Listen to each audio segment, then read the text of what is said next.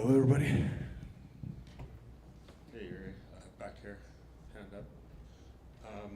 You're obviously exactly a month out from the fight right now. Is it tricky for you to have to break camp and travel over here and do this stuff when you're obviously trying to train hard? Not for me. Not for me. I was good in that. The dates was the December. That was on my plan, so everything fits on me, and yeah. What you asking? What?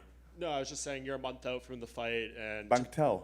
yeah, to break camp, Man, travel here. I traveled in my past to many camps. Bangtao is one of the great camp which I did, where I was like, but I was there, especially there in Bangtao before because it was close to the Singapore, where was the fight, yeah. Now is the Las Vegas, close to Las Vegas, so I will stay there in UP and in Extreme Culture Gym. So are you going there to Las Vegas now and spending the next month? From tomorrow morning, I'm going to Las Vegas to finish the preparation. Okay, nice. And what's life been like the past few months? Does it feel any different being able to walk around with that belt and be a champion, or since you were so unhappy with the performance, do you feel like you need to get past this one to really feel that way? Like you said, the second thing. I feel like I'm the champion because I felt like a champion all the time in my career, but I just had to prove that here in UFC.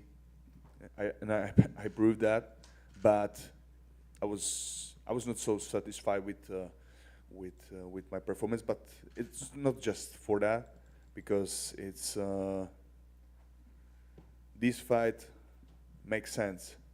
Glover, he showed he's a very good fighter, and I know I can show much better performance.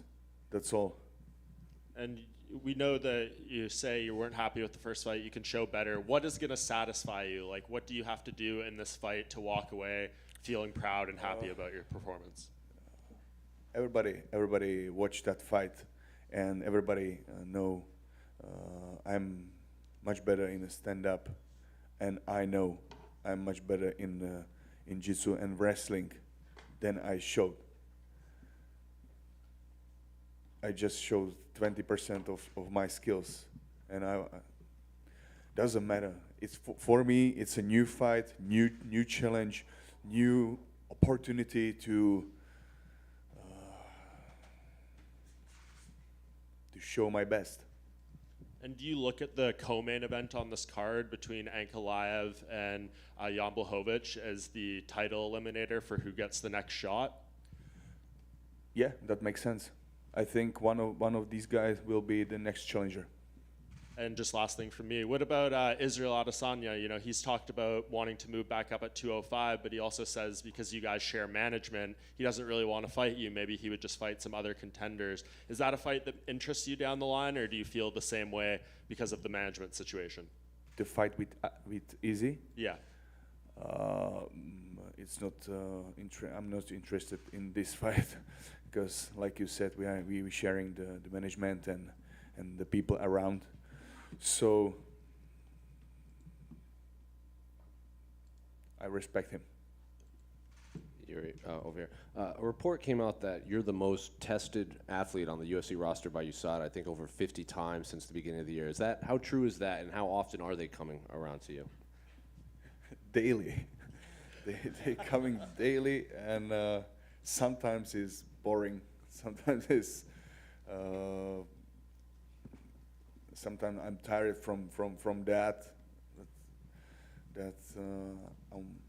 I'm waking up at 5 morning and I'm thinking they will come today. but if it's the price to be the champion, I will pay that. Have they told you why you specifically they're testing so much? Because it's you, and then there's a big gap between you and the second most.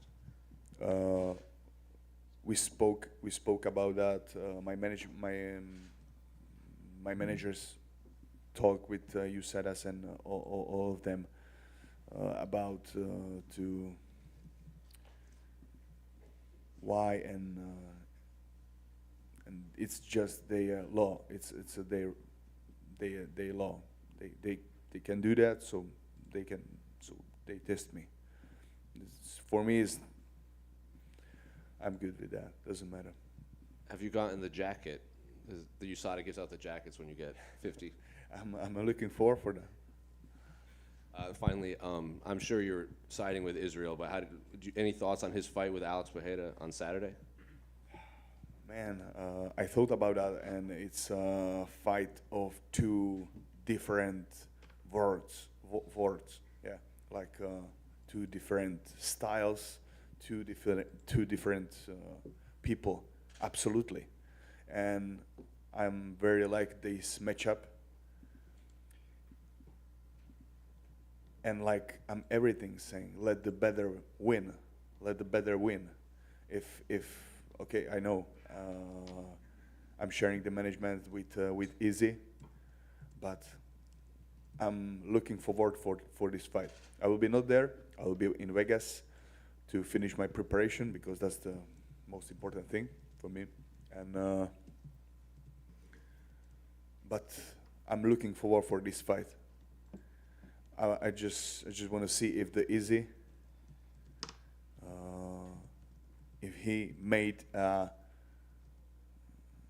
step up to prove that he's better than his live opponent or another thing. Doesn't matter. I'm very curious for that fight. Yuri, over here, over to your right. You just said a little while ago that Glover is the right opponent. Yep. When this fight was presented to you, is that the guy you wanted? Because there's an argument made for Jan Blachowicz or Magomed Ankalaev instead. Yeah, that's true. Yeah, that's true. I wanted to fight directly Jan Blachowicz, but after some time, it makes sense more to fight again Glover, and it is here. I'm not about thinking about the matchups, but just gave me the guy, gave me somebody who you think is the next challenger for the champion. And right now, I'm the champion, and I will be. And you had this unbelievable battle against Glover Teixeira. You weren't happy with it. What did you learn from that fight that it's going to make it, a better performance second time? First, to work on my wrestling and jiu-jitsu more, because there was a lot of luck on my side in that fight, and I don't wanna count with the luck in the fight, but I wanna count with about my skills. So I just work on my wrestling, jiu-jitsu, but still on the stand-up because that's what I like. What are your coaches saying? Because a lot of people think you're being hard on yourself. I mean, you submitted a legendary fighter on the ground. I mean, a lot of people think it was a great performance. What are your coaches saying about it? What do you think? What do you think, especially? I'm saying what? What do you think, especially like for what they said for what? Like, are they saying like you think it was a poor performance? Does your coaches think it was a poor performance by you? My coaches in that time in Singapore, I showed my best. But I know, and they know, I can show more. I can show, but I was not in right attitude before the fight, and in the fight, it was like for me, most important night in my fighting career, and I showed, or I was in a worst attitude, in a worst feeling of myself in that fight. Maybe it's maybe it had to be like that, but I think I can show much better performance. And my last question, and obviously you want to focus on Glover, but the co-main event is probably the number one contender matchup between Jan Blachowicz and Magomed Ankalaev. Who do you think wins that matchup? For me, it doesn't matter. Doesn't matter who will win. Let the better win. Doesn't matter. Thank you. Hi, Jiri. Over here to your left. How was your visit to Poland, and what was it like hanging out with Joanna Jedrzejczyk over there? That was just work for our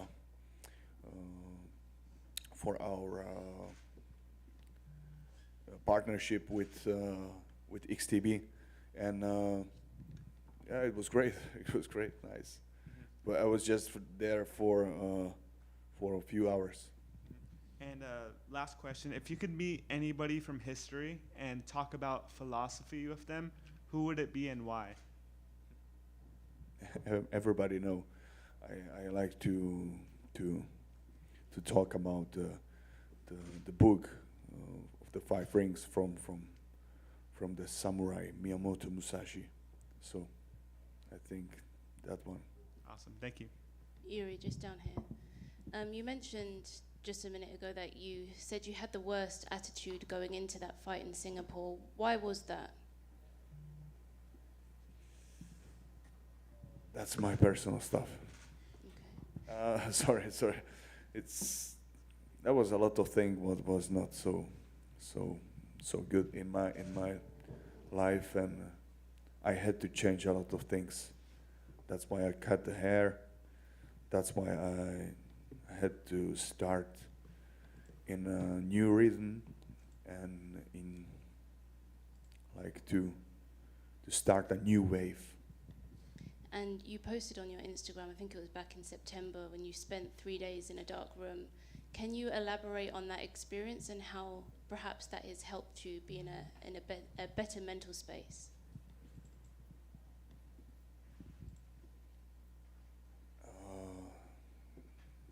This experience, I spent the time in like that. I think third, fourth time. So it's not new for me, but every time you are trying to push yourself to explore new places in yourself, to take a power from deepest sides of you. So that was the same. Do you think that gives you perhaps a new outlook on how you approach the rematch? Yeah. And can you elaborate on maybe how you are feeling mentally going into the rematch and the differences that you're feeling? Fresh, sharp, prepared, and happy. Like I said, I want to show the best performance, and I know what to do right now. I just want to do that. I don't want to talk about that. How do you think, that new mentality will help you in the rematch in terms of your performance? I hope and I believe I will show that. You will see that. Thank you. Hey, how are you? Was there ever any talk about making this fight in Rio? And if there was, did you say no to that? Yes. Yes, there was a talk, and yes, you said no. Yes. We talked, and yes, I said no in Rio. Okay. And how do you see the rematch going with Glover? How do you see the rematch going? Like you say you could do much better. Like I said, I just want to show my best. That's all. That's right. Thank you.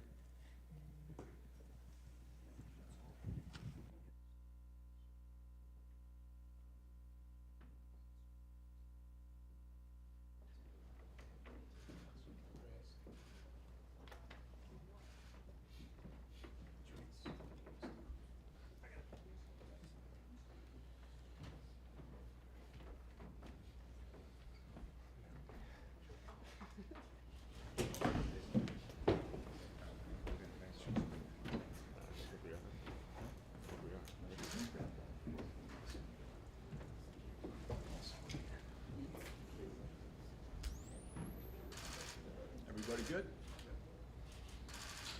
Come on. That's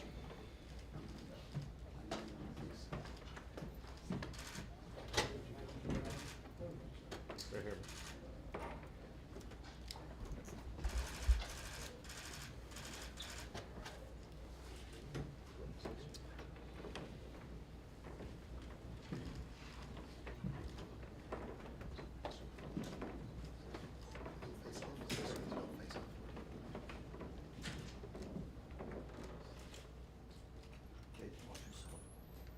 Cut your hair, man, lose your power.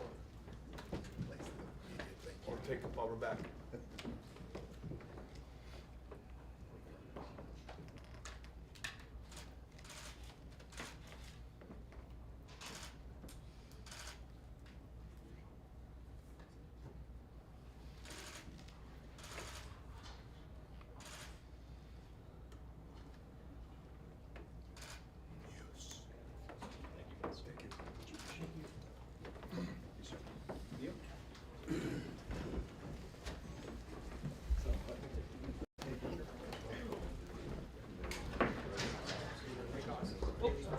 Excuse me, guys, I gotta get this table back over here.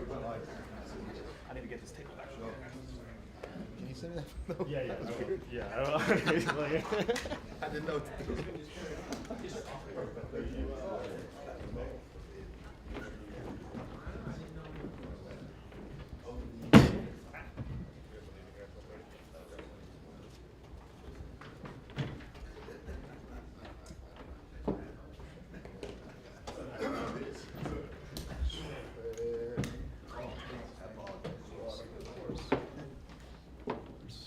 What's up, guys? Jeff, we good?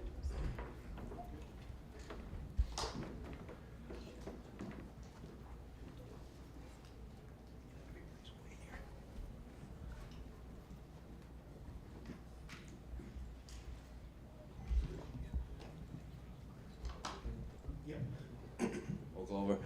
You just did a face-off with Jiri. Was that the first time that you had really been around him since your fight in Singapore? No, I think I met him in Vegas after the fight once, you know, say hi, and like he was having broken hand or something.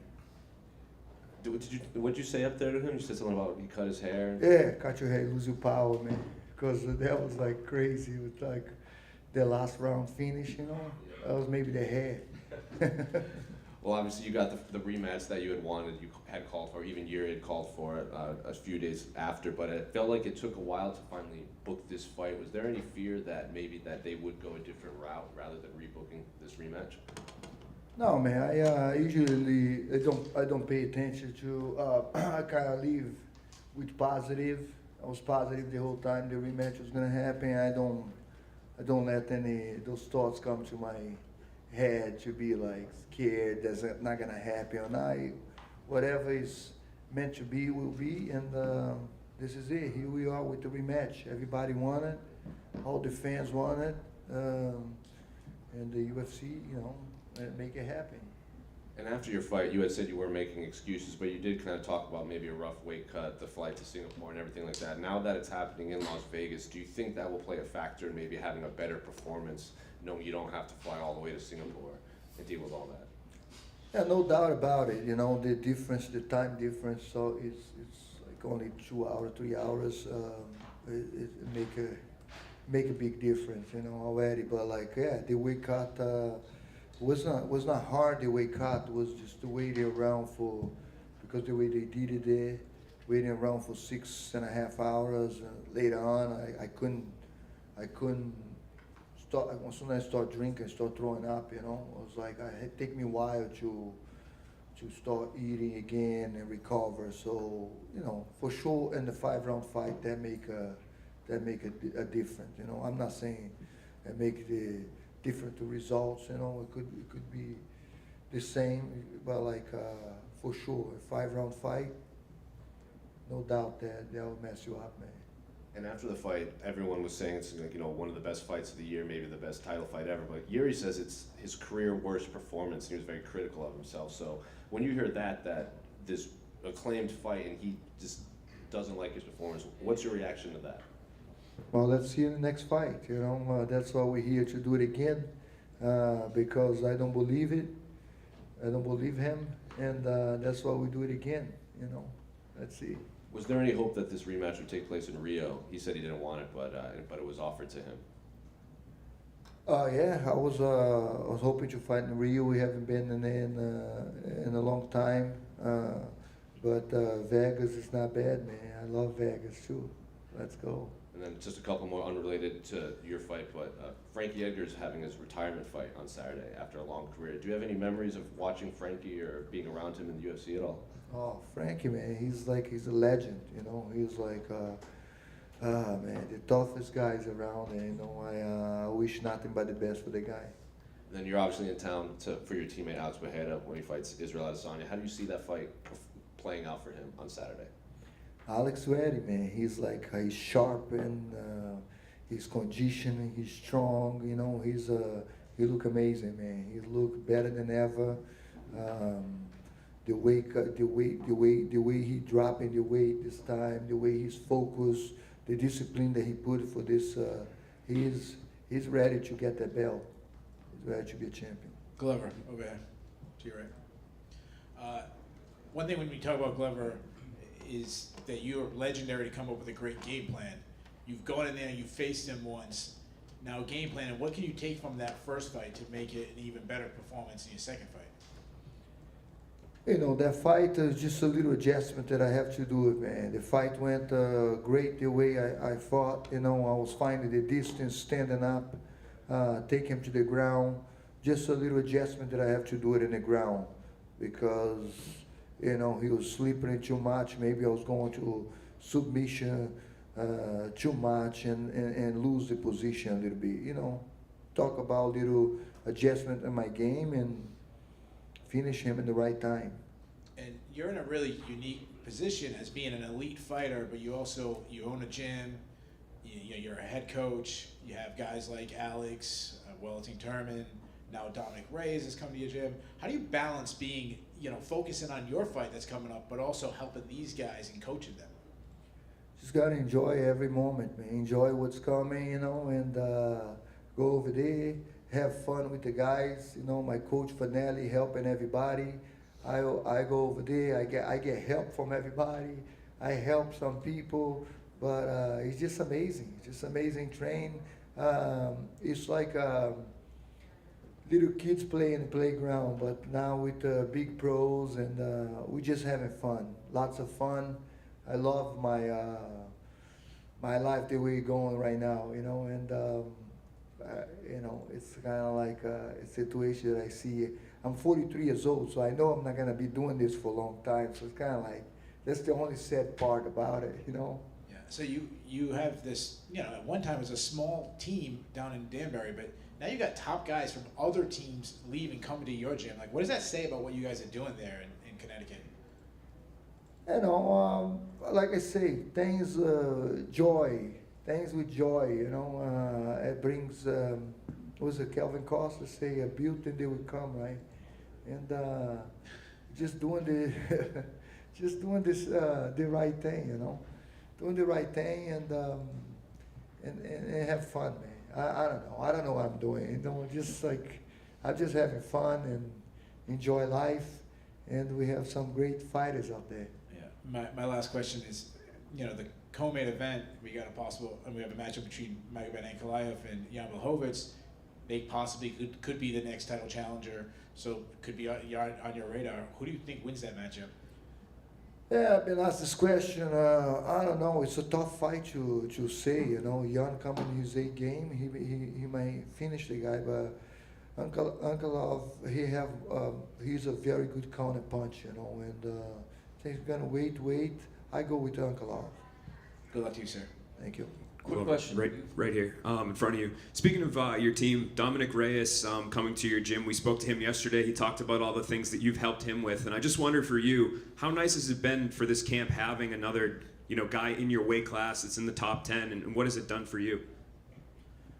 Like I say, it's an amazing thing. You know, we go over there, we train, we spar.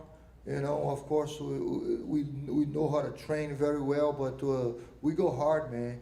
We go hard, we train hard, and we motivate each other. It's amazing, you know. Me being the old dog in the middle of those legends, you know, Alex Pereira, Wellington Turma, Dominic Reyes, getting ready for his fight. I gotta be sharp. I gotta be on my toes all the time.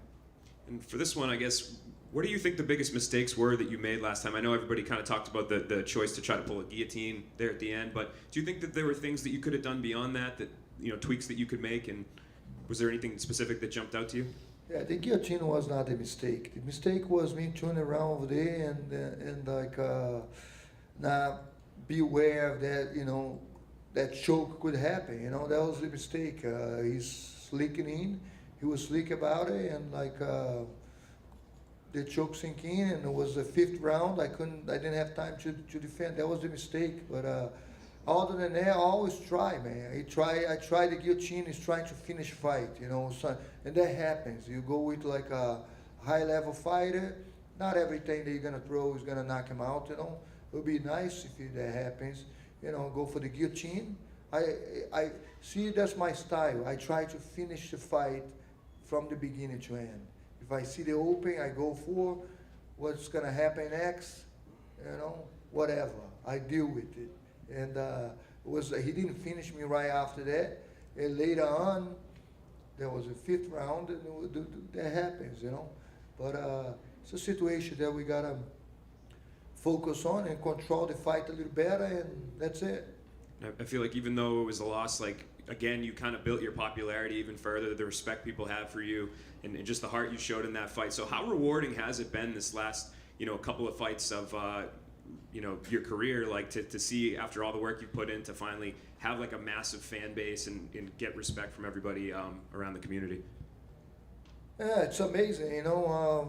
I love to fight. I love to go over there, put up a great fight. You know, I'm not a guy over here that talks a lot and push people and break things around to sell the fight. So I need to go over there and fight my ass off, you know, and that's what I do.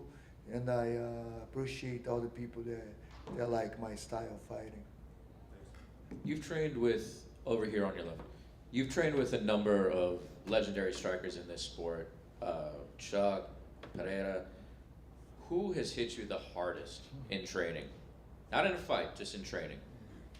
I mean, it's different because they don't, you know, none of them, we don't go hard. We can't go hard. But like, for sure, Alex, the hardest hitter, no doubt about it. You know, that guy, even if he's like a touch, you feel his punch, you know. He's no doubt about it. He's the hardest hitter, you know. But in sparring, it's been different time. They both have incredible timing. I keep telling people. I even told you, Chuck, like a year ago, we went over there, Black House. We trained with Chuck, and I say, I called Chuck and I said, you need to come over here and train with this guy. He's have a lot of your style, you know. His timing is perfect, but he have more power, no doubt about it. And even in the older days when people still kind of sparred hard, you never really got into hard sparring when you were in your younger portion of your career? No, we got you hard sparring, but like we talk about Chuck and Alex here. You know, Alex is definitely the hardest hitter I ever worked with. Definitely, no doubt about it. But we go to different. Like Chuck was never. We train each other. We don't fight each other. But it's been time that I go to Holland. I go to Pedro Rizzo camp over there. Some guy come and they try to prove a point or they try to go hard. Then we go hard. We have to. It's time they go hard. But that's not the way to train. I wouldn't be fighting over here 43 years old if I just go hard and spar. I've been sparring for 20 years. And most of my fights now is sparring drills, sparring. But it can't go, like I say, it can't go full power with Alex Pereira, man. It's not a good choice. Yeah, we've got time for one last question. Right here, sir. If he go hard, he wouldn't be there. I'll be say, hey, Alex, I cannot train over here, man. You train too hard. Go away. Ô, Glover, tudo bom? I'm going to say in Portuguese, okay, guys? If you guys need it, I can translate it after. Glover, eu perguntei pro Prochazka e ele me respondeu com cara de pouquíssimos amigos da luta no Rio. Eu falei, tava tendo conversa de uma luta no Rio e você disse não. Ele falou que não, que estava realmente tendo conversa e que ele negou a luta lá no Rio. Como que você vê essa luta agora, a revanche? Você acabou de falar que você gosta de Vegas também, né? Como que você vê a revanche se desenrolando? Eu vejo eu ganhando essa luta, focadaço, treinadaço, chegar lá e fazer o que eu fiz na última luta e só os últimos 28 segundos ficar mais esperto. Se eu tiver que correr no octagon, eu corro. Não, isso aí nunca vai acontecer, estou brincando. A verdade, eu vou sempre para finalizar. O segredo agora é finalizar antes do quinto round, entendeu? É focar nisso aí, como eu estou falando, alguns detalhes e entrar preparado. Boa. E a luta do Poatan com a Adesanya? A luta do Poatan com a Adesanya é aqui, cara, é a saciedade. Estou ansioso como todos, estou muito confiante, estou muito feliz com a performance do Poatan na academia nos últimos dias. Desde... Estamos fazendo 5 rounds direto e o cara está terminando os 5 rounds pronto para fazer mais 2. Isso com caras diferentes. Ele trouxe o Usyk Bulgari, trouxe o Fanelli Feliz Júnior, que é um tremendo boxe, com turma, comigo, e o cara tá ótimo. Não vejo essa luta indo de outro jeito. Então a gente vai ganhar sábado e depois vamos para Vegas ganhar juntos de novo. É isso aí. Valeu, obrigado.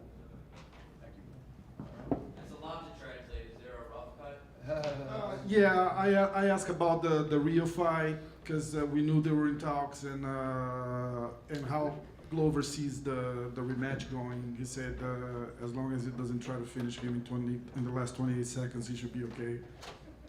That's basically that. All right, guys, thank you. Oh, Glover.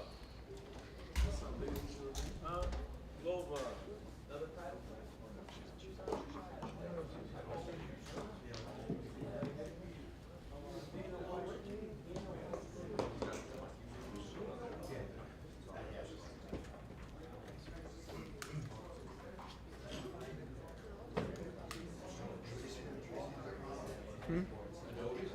What? Oh yeah.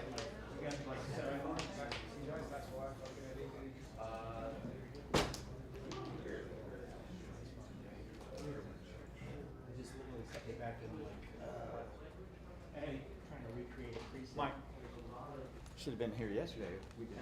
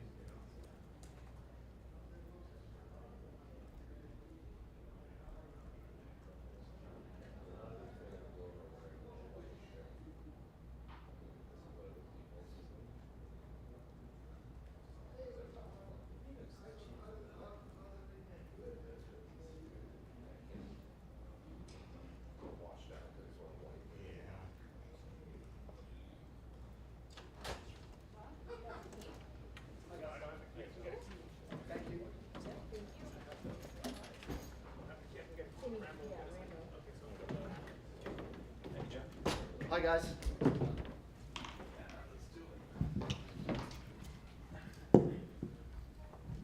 How's everybody doing? All right? Good? Yes. Sorry. Get our own water, Oscar's pretty nice.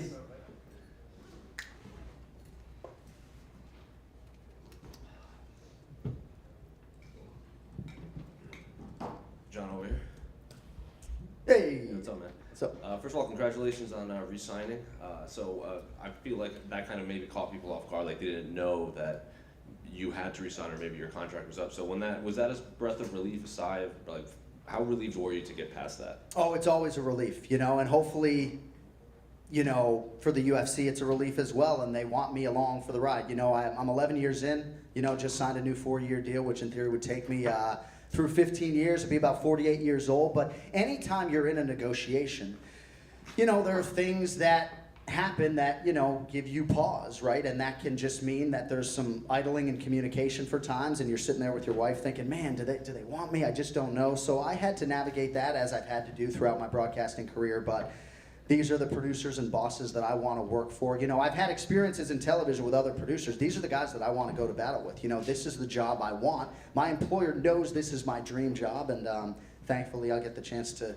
hold it down for another 4 years or so. So as someone who's covered sports, called sports, obviously been a fan of sports, you obviously hear about free agents and this and that, like test the water and everything. But when you're on the other side of it and now you're the commodity, is it a weird feeling?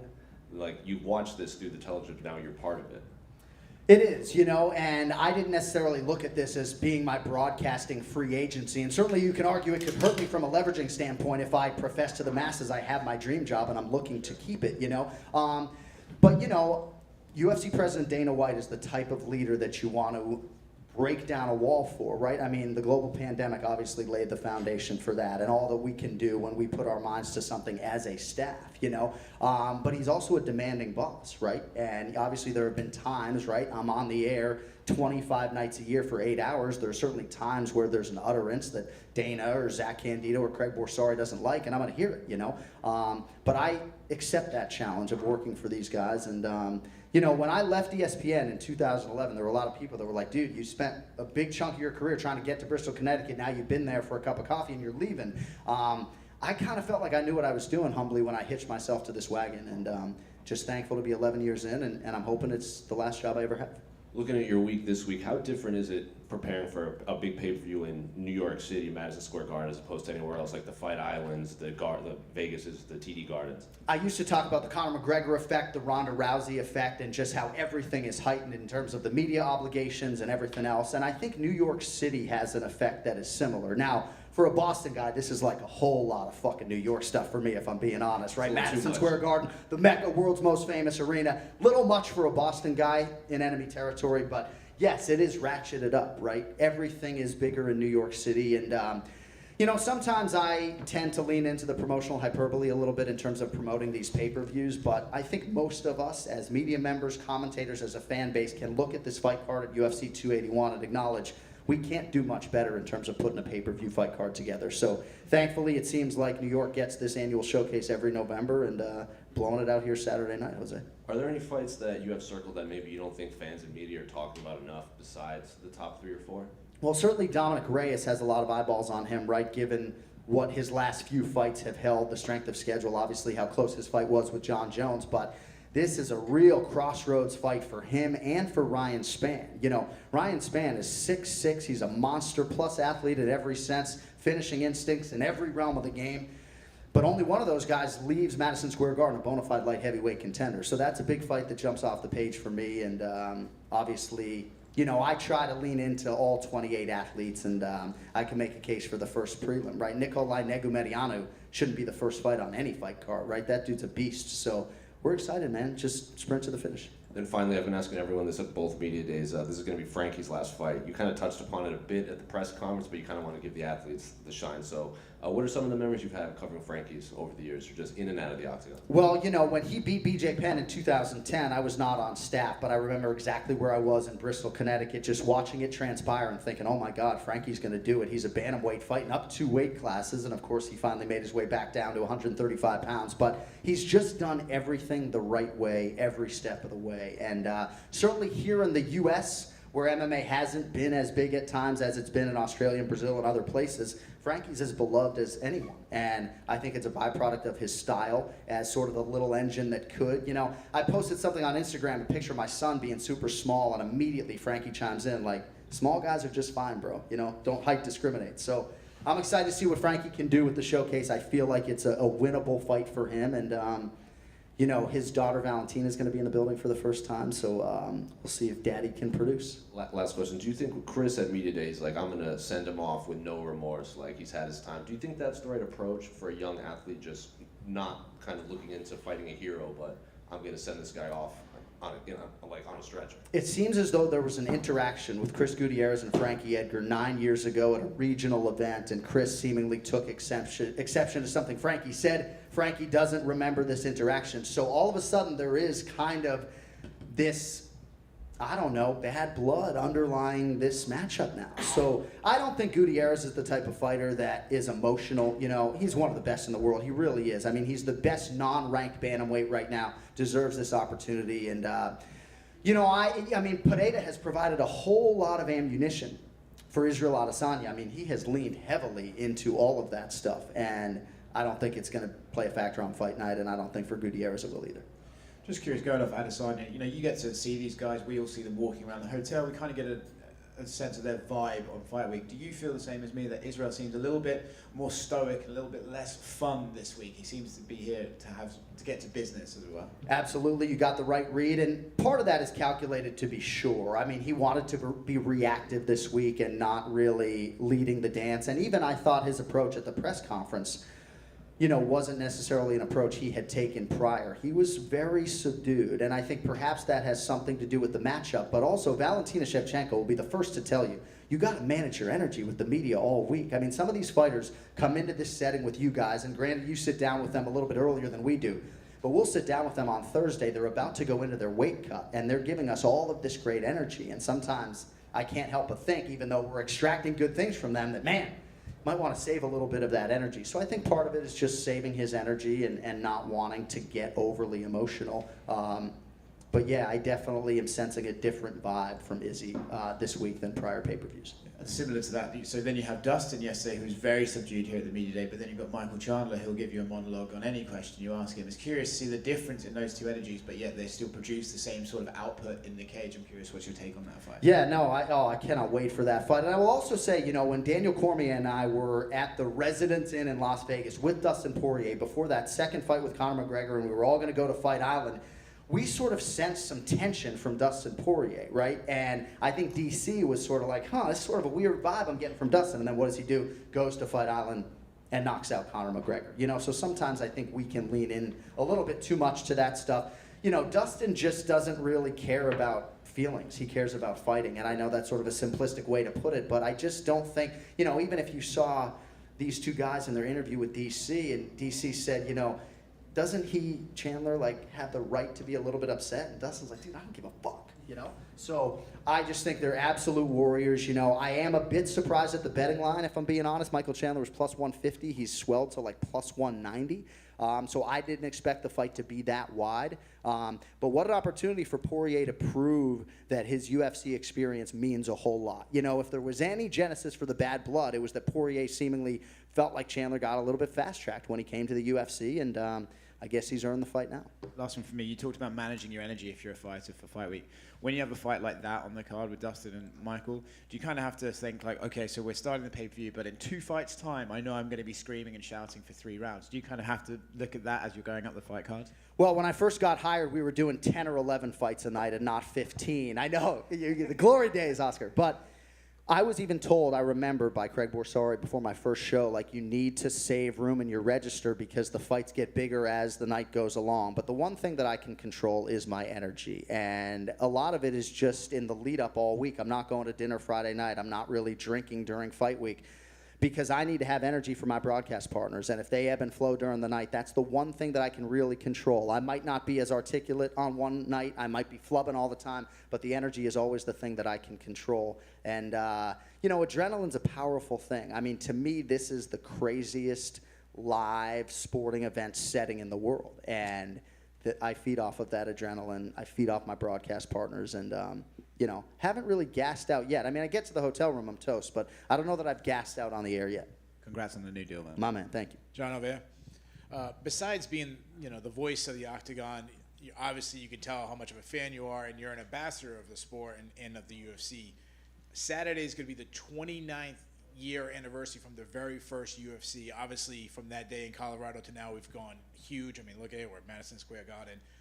That said, we still want to grow. We want it to be the biggest sport, bigger than football and soccer. What's a change we can make, or maybe a step that could go forward that, in your opinion, will take us to that level? It's a good question, but I really feel like we're getting there, and we are on the cusp. The Fox deal laid a great foundation for us domestically, and now the ESPN deal has helped us, in theory, take it to the next level. But I'm telling you guys, and the Australians and the Kiwis know this, when you go to an airport in Australia the day after a UFC pay-per-view, most of those people have not only watched the fight card, they've watched the damn post-fight press conference as well. The UFC is the NFL in Australia, and we have closed that gap. The puckheads get very sensitive when I denigrate hockey, so I'm not going to do that right now. But look at where mixed martial arts is in the United States of America right now relative to where it was prior to the Fox deal. I think we're getting there. I just think we need to exercise some patience, right? I mean, UFC 1 was in 1993, so a lot of these sports have a, century-long head start on MMA. I feel pretty confident that come 2040, not only is this thing going to be mainstream domestically, but it's going to be top 3 if it isn't already. And to talk about the Frank Yeager moment last night, you talked about how much he mean. You called him the most beloved American fighter. Is there anybody else nearing the end of their career that you're going to be that emotional also when they say goodbye?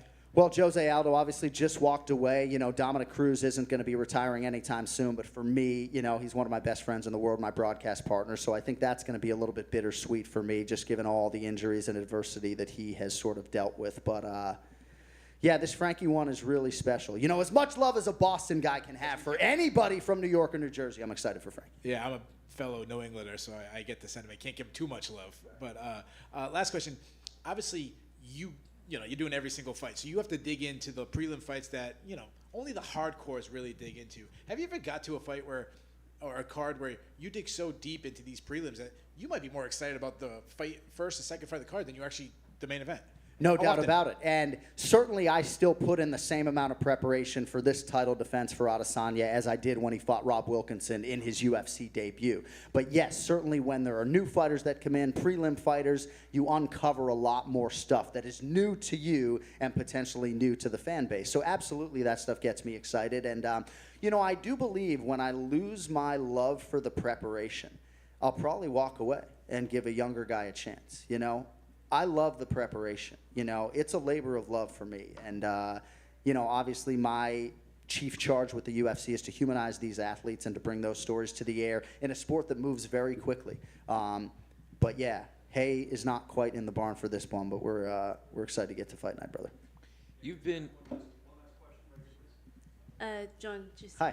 You mentioned briefly about the UFC, about Australia, and of course the UFC is going to be returning back to Perth.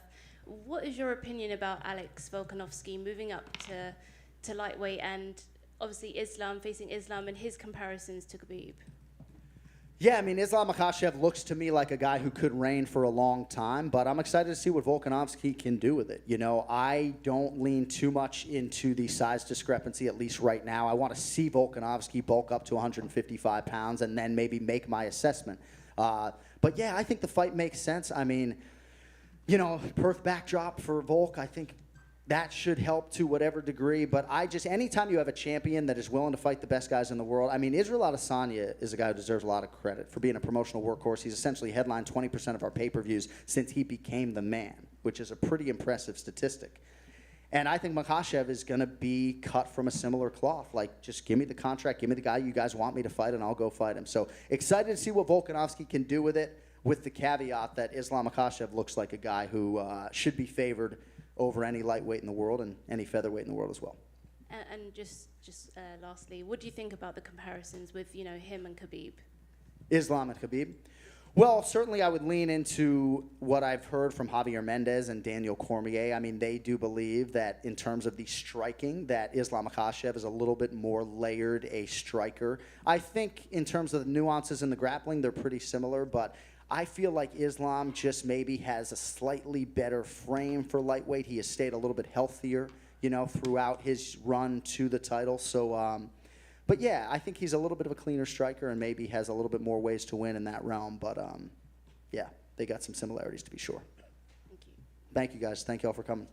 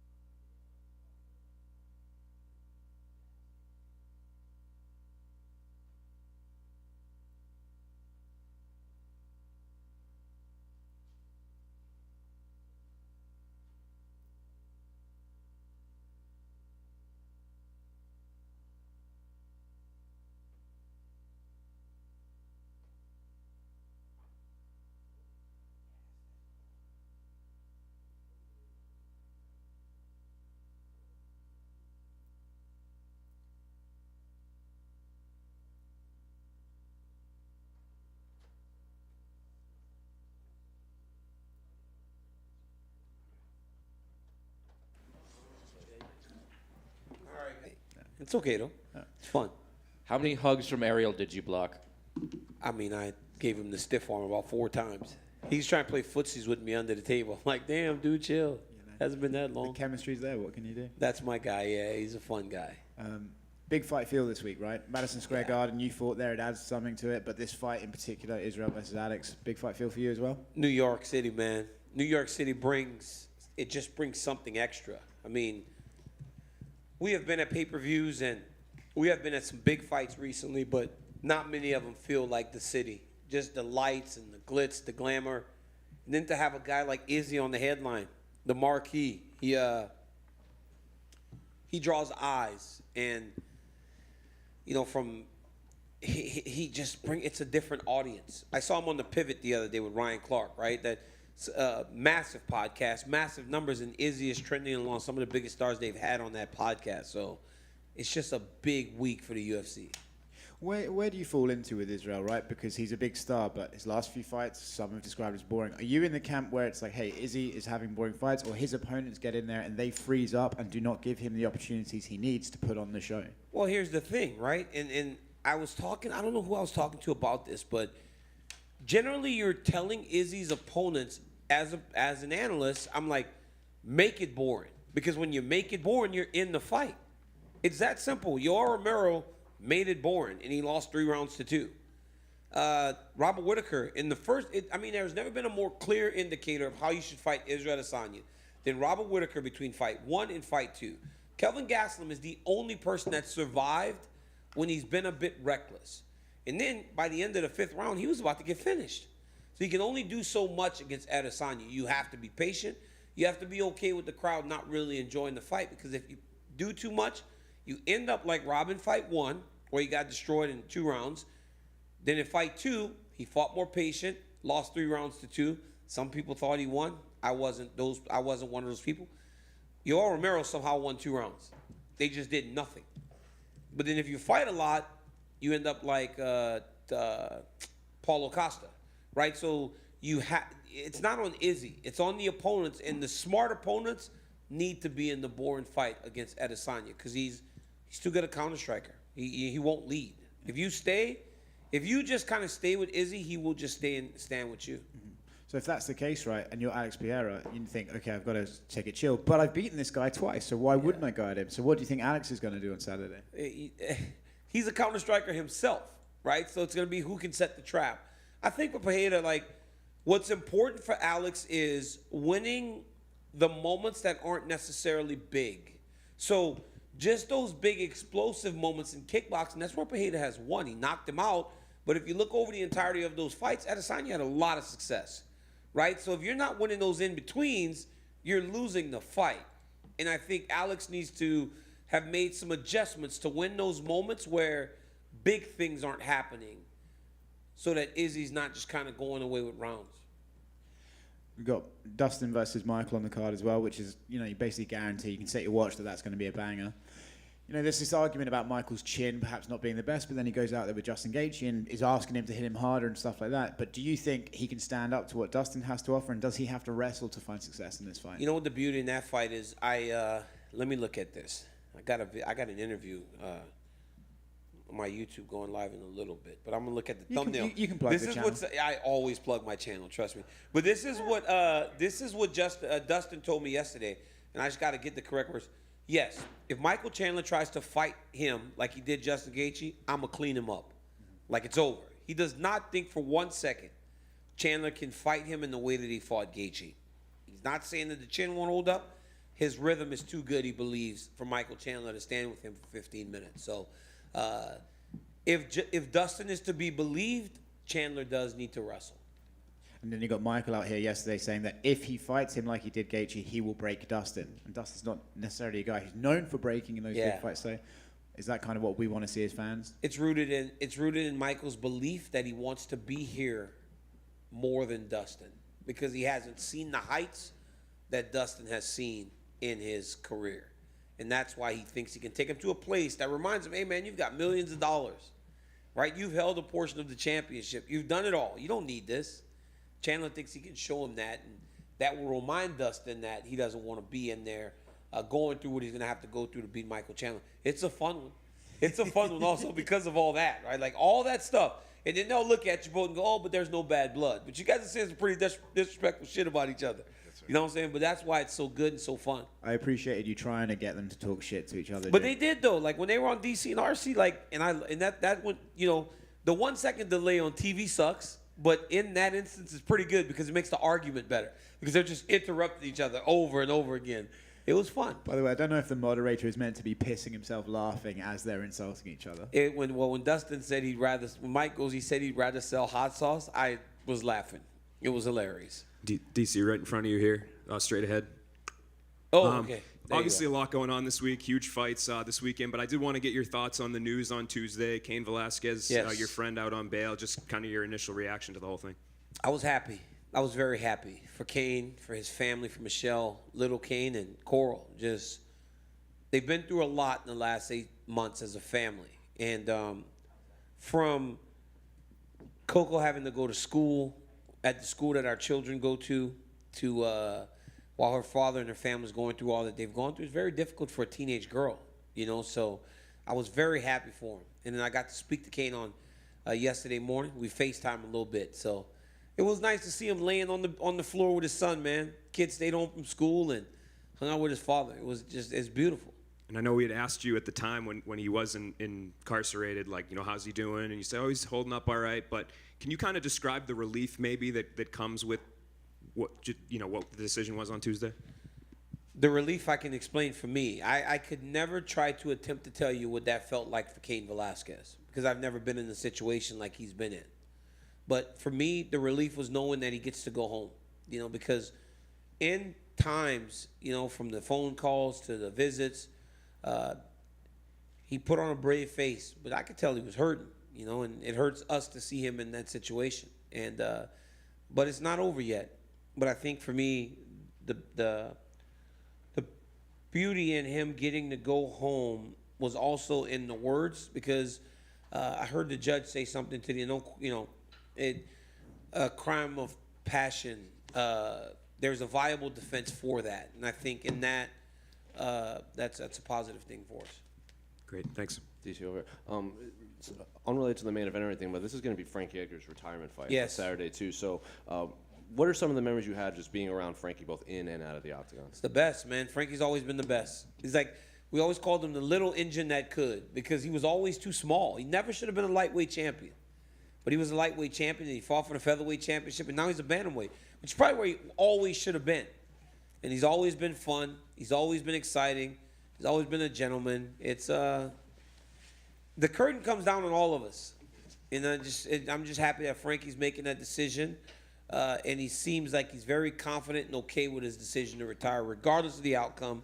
I asked him that this morning. I go, it's one of those situations where you go out there and you fight well, and you go, you know what, I got more left in me. He goes, no, I'm good. He goes, it's time for me to turn my focus. He said, because if I don't retire now, I could never start something new or the next thing in my life. So good to hear that for Edgar.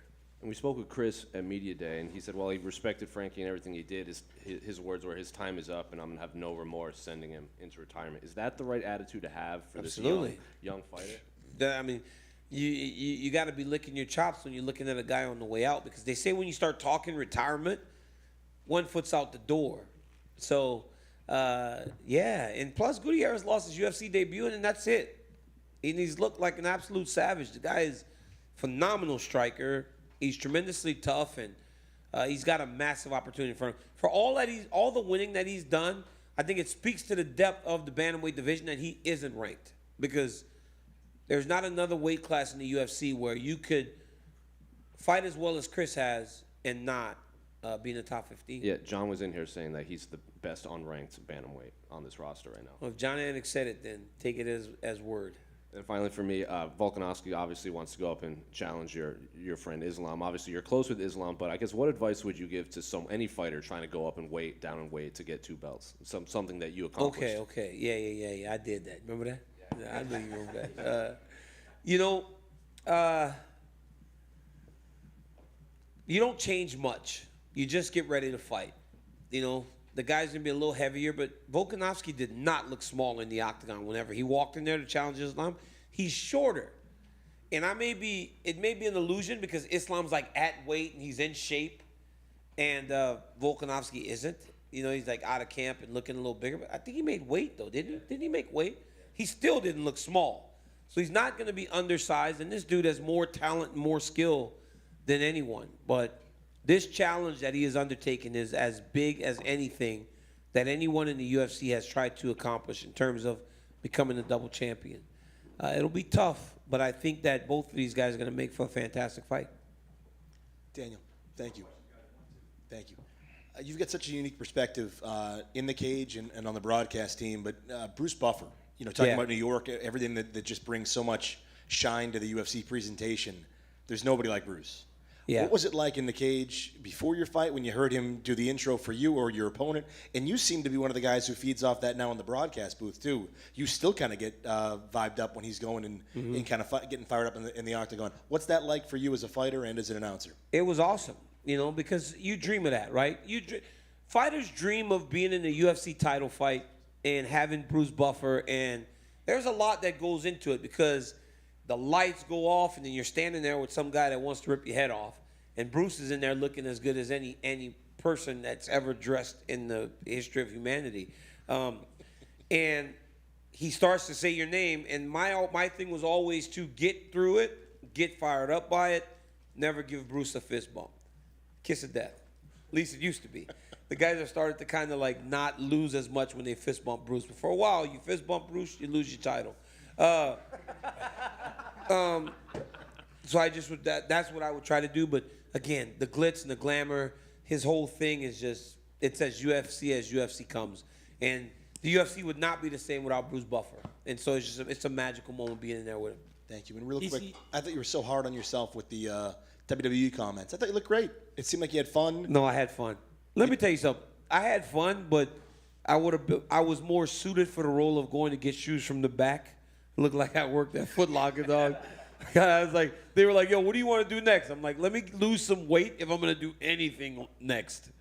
And then I'll come back. Daniel, here at the back here. Daniel, I wanted to get your thoughts on Anderson's last fight, and do you think he should keep going even at his age? I thought he did good. But, I mean, this is like, Anderson gave away some rounds in the middle there, and people were like, well, he wasn't trying. I'm like, well, that's his MO, right? Anderson was one of those guys that at times does kind of sit back, and in sitting back, he lost some rounds that he probably shouldn't. I thought he did a great job for himself, and I thought that he fought hard, he fought well, but the kid's getting better. Were you impressed by Jake? I thought Jake did pretty good. So DC, you had your list yesterday of was the best greatest. list. Yeah. Don't you come at me. I'm not coming at you at all. All right. I'm just saying, how far down the list until you throw your own name on there? Let me say something. If they did MMA fighters, I was going to be on that list. Number one, right? Yeah, I number was one. Screw it. all day long, every day, twice on Sunday. But they told me boxers too.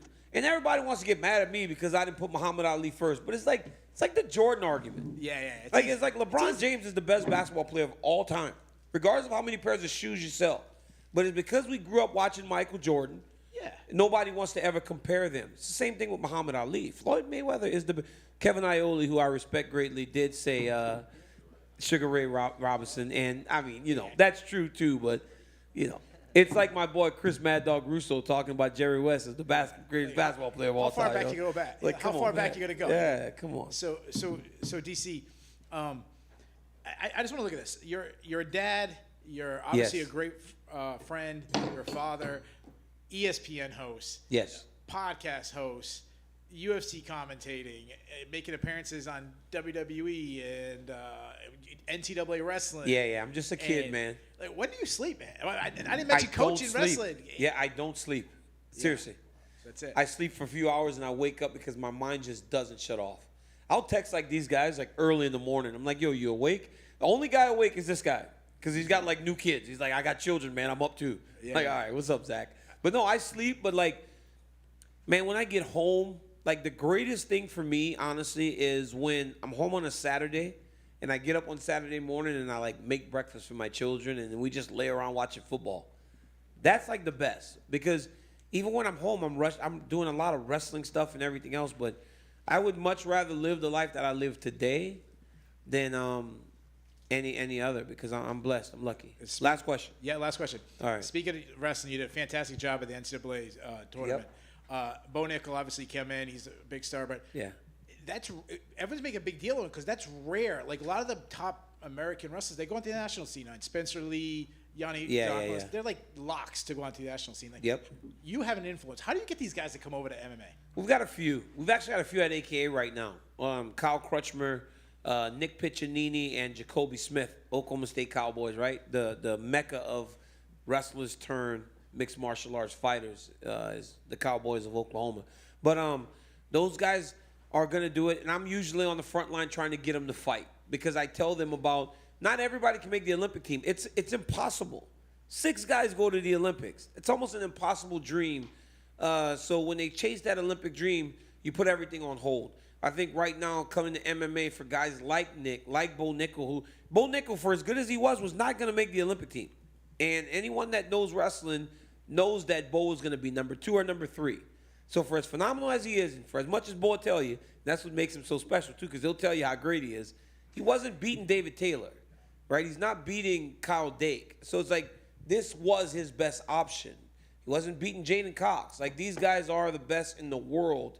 And Bo was a step behind that right now. I don't know what will happen in 4 years, but right now he's not beating those guys. This was a better option for him. And I think with his boxing background, the sky's the limit for this kid. He's going to be as good as anyone that we've seen in a long time come from wrestling. Thank you, DC. DC right here. All right. Follow up on your list. You put Habib at the top of your list. Why Habib? You think I'm the only one? Did you see what Jan Blachowicz put? Let me tell you what Jan Blachowicz put. Because everybody want to come at me like I'm wrong. When I'm the person on TV making lists.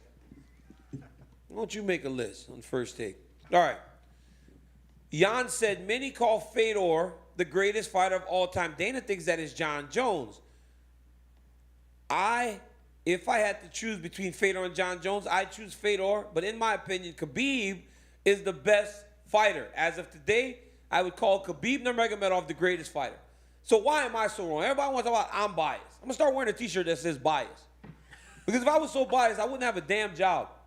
But it's like Khabib is as good as they come. He's 29-0. No, dude, I want one of you guys to tell me if that dude didn't retire, who was going to beat him? Islam? They wouldn't have fought. Because now Islam's the champ, and it seems as though Islam is going to be a guy that can or has the potential to hold the belt. He could have held the belt as long as he wanted to. He could have went to 40-0 if he wanted to. Can I answer that question? Yes. Being a WWE guy, you should know that you should have been squeaking in Islam's ear to call out Habib and get that rivalry. No. That's a WWE booked, line right You don't there. want me booking. You don't want me booking. Because if I was booking, yeah, it would be messy. I'm just messy. Guys, thank you so much. I appreciate you guys like always. I got to go to a meeting. Hey, you know what? You know where I'm going now? You know the stats guy that I always go, how was a takedown or that one? Yeah, I've been called to his office. Came here. Hey, you get those mat returns. I'm actually kind of scared to go into this meeting now. DC, you get those mat returns taken off? No more mat returns. Again, No more mat am I returns. wrong? That's not a takedown. They're giving Khabib Wrestling's been around for 200 years. That's not a takedown. They're giving Khabib takedowns from mat returns. He's got 22 takedowns in a 15-minute fight. Like, come on.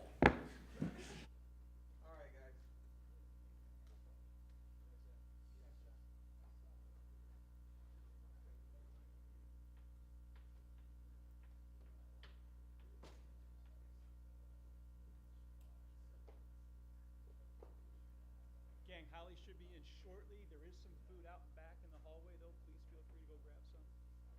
Yeah, I can hold it.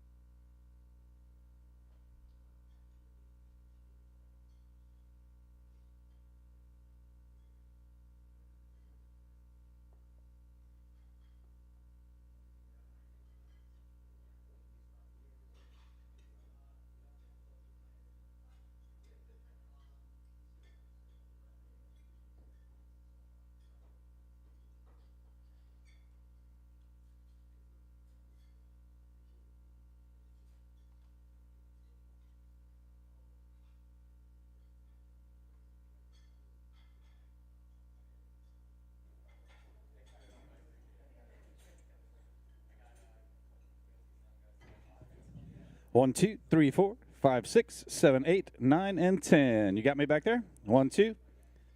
1, 2, 3, 4. Are you waiting? All right.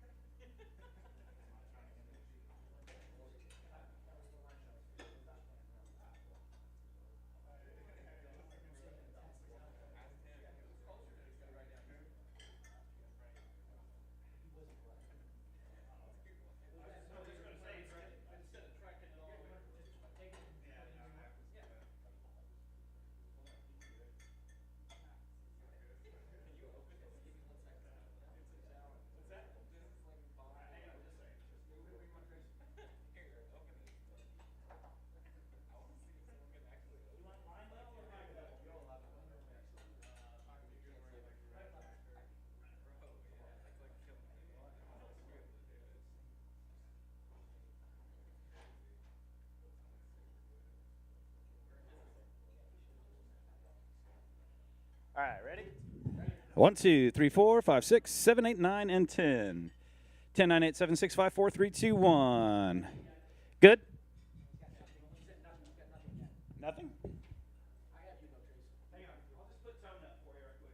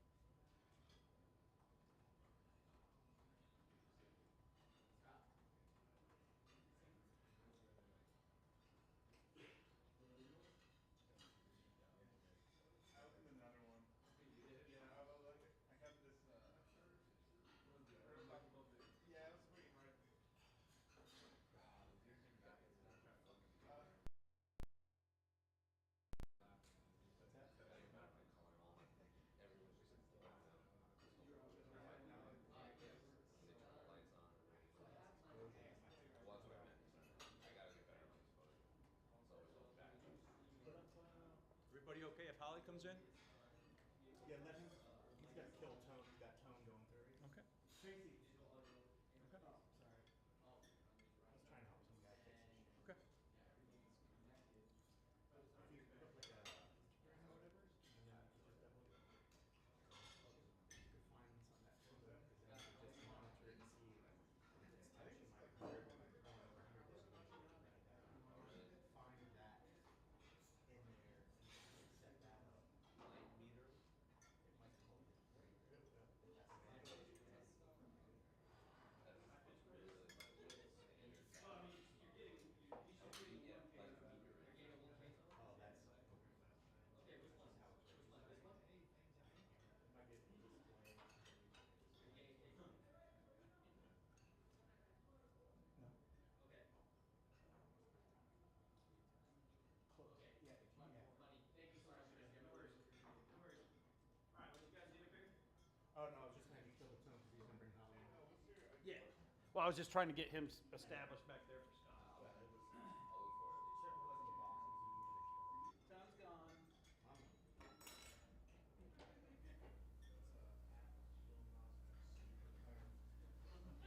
You guys are so icky today. In one of the venues settings somewhere, you're fine because then, regardless of how the display is, you can actually gauge it off of the.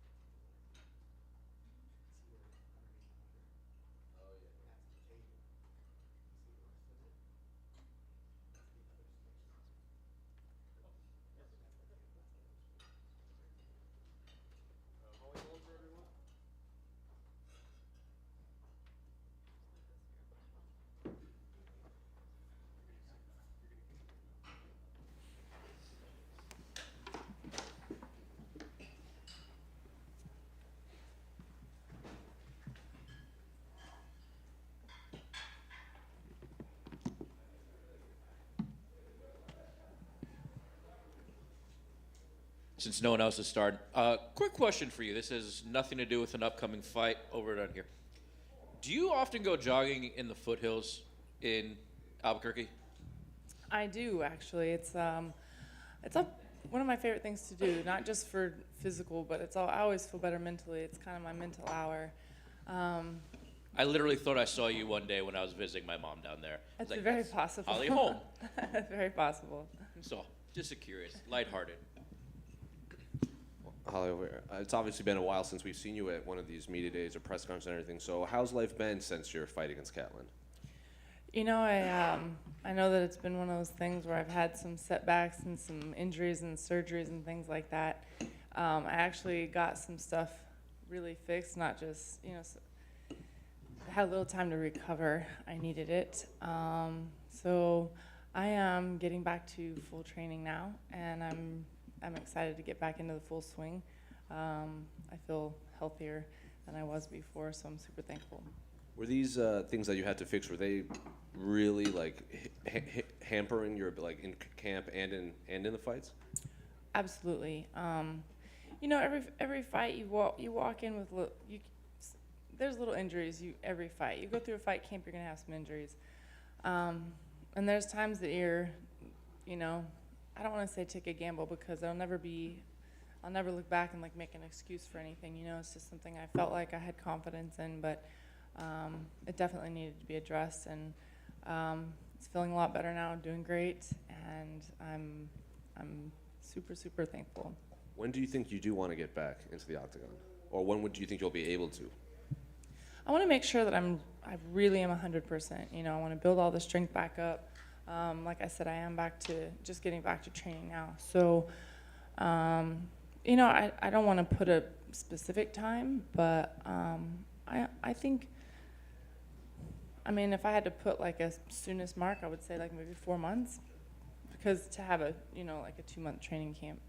Honestly, outside of MMA, I feel like women's boxing has never been more popular, more prevalent. Obviously, they're headlining Madison Square Garden and stuff with Katie Taylor and Amanda. So, are people now coming up to you and they're always asking you, hey, are you going to hop back into the ring and this and that, since your last fight?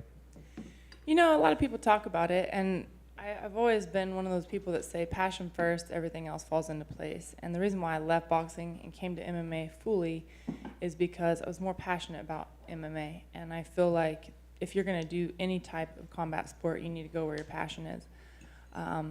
With that being said, my very last fight in boxing was going to be either 135 or 140. 140 was my belt.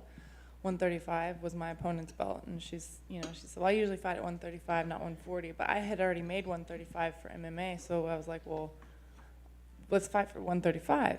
And she's like, no, because it would have to be for her belt, and she didn't want to put it up, so we wound up fighting at 140. But sometimes I feel like it was maybe unfinished business, and Katie Taylor, that's the belt she has, is at 135, so that's the one weight class I didn't fight in boxing. I fought 40, 47, 54. So to go back and be able to get, a fourth weight class title is always intriguing, especially with everything going on. And I really didn't have the passion for it, but now it does intrigue me. But like I said, I'm real stuck. I've got my contract with the UFC still, and I love MMA. So I don't know. It intrigues me. Last one on boxing. Is the name that the belt attached to now Katie Taylor? Now a lot of people think she's the greatest women's boxer ever. Is it that make it more intriguing that it's her? Of with course, the belt? she's the girl to beat, and I'm just the fighter that I want to beat everyone that's the girl to beat. That's just what's in my heart. So there's that, but it's like I said, I still love to learn MMA. I feel like it's just there's a lot of. I know people are probably going to call me crazy for saying this, but people are always doing the debate of what's harder, boxing or MMA, and I have done them both. There's a few things, very few, that are maybe harder in boxing, but MMA is harder. After doing them both, it's just, boxing, you have a set schedule, every day is kind of based on stand-up. It's like you go in, whether you're doing mitts, whether you're doing sparring, whether you're doing sparring, whether you're doing drilling, it's all stand-up, it's all boxing. But MMA is like Monday you go in, you gotta grapple, Tuesday sparring, Wednesday's wrestling. Every day is a new focus, and there's just so much to retain, and it's your body has to work in different ways, your mind has to work in different ways. With that being said, boxing, you have to be more creative because you only have, there's just different things, but they're both fun. And a few more from me. Saturdays was going to be Frankie Edgar's retirement fight, his last fight in MMA. So were you a fan of Frankie coming into MMA, and do you have any memories of Frankie both in and out of the octagon? You know, I think anytime Frankie fought, you know that he was going to come out there and put his heart out there, and you knew that you were going to see a performance, and you were going to see him get in there and really put his passion in there, and I have a lot of respect for him. So, you know, I think to be able to witness a lot of these fighters that are, you know, they've really made a mark in the sport is awesome, and I admire his career. The final one for me. Do you have any thoughts on the main event between Israel and Alex Pereira on Saturday? I'm excited to watch it. I know that much. I mean, I'm excited for this whole card. I think it's going to be great. But, you know, I think Adesanya is really hard to beat right now, but Pereira he's the most game opponent, I feel. So I'm just excited to see what happens. Holly, right in front of you over here. The state of the division since we last saw you compete, obviously Amanda got her belt back. What was your reaction to that in the rematch with Juliana? You know, in their first fight, I know she got submitted, but from the minute the fight was going, it was the jab that set it all up, actually. And going into the rematch, I thought, as long as Nunes changes her game plan a little bit, because she kept walking into that jab, you know, and she wound up coming in. She fought lefty a lot, and she took away that direct jab, and then she was able to impose her will. And so I wasn't surprised that she came in and was able to dominate the fight. You know, I know she has it in her. She's a champion for a reason, you know. She's been there, she's defended it, and I think a lot of people were wondering, you know, with her coming back, how's it going to be? I had confidence that she'd be able to come in and do it again. So. Yeah, and so as a contender and somebody that obviously has a mind for breaking down fights, like, do you look at that first fight between Amanda and Juliana and think like, that's probably that was an unlikely outcome? Like Amanda showed what would probably happen more often, you know, than the rematch. Yeah, I think in the first fight, this is just me talking. We never really know what's going on in fighters' minds and how the fight goes. Sometimes things flow right and sometimes they don't. So I'm not going to say that I know exactly what Amanda was thinking, you know, during the fight. But I feel that she may have been shocked that, you know, when you're thinking about fighting Pena, you're thinking more she's going to be in the scramble, she's going to try and wrestle, she's going to try and get in those, like, dog fights, you know. And I don't think that people were really expecting her to come out and, you know, be able to, like, land those solid jabs. And that was kind of the beginning of the end of the fight. So sometimes I think that can catch you off guard. Maybe Nunes wasn't expecting that in the fight, but she came back double prepared and was able to put her will the second time.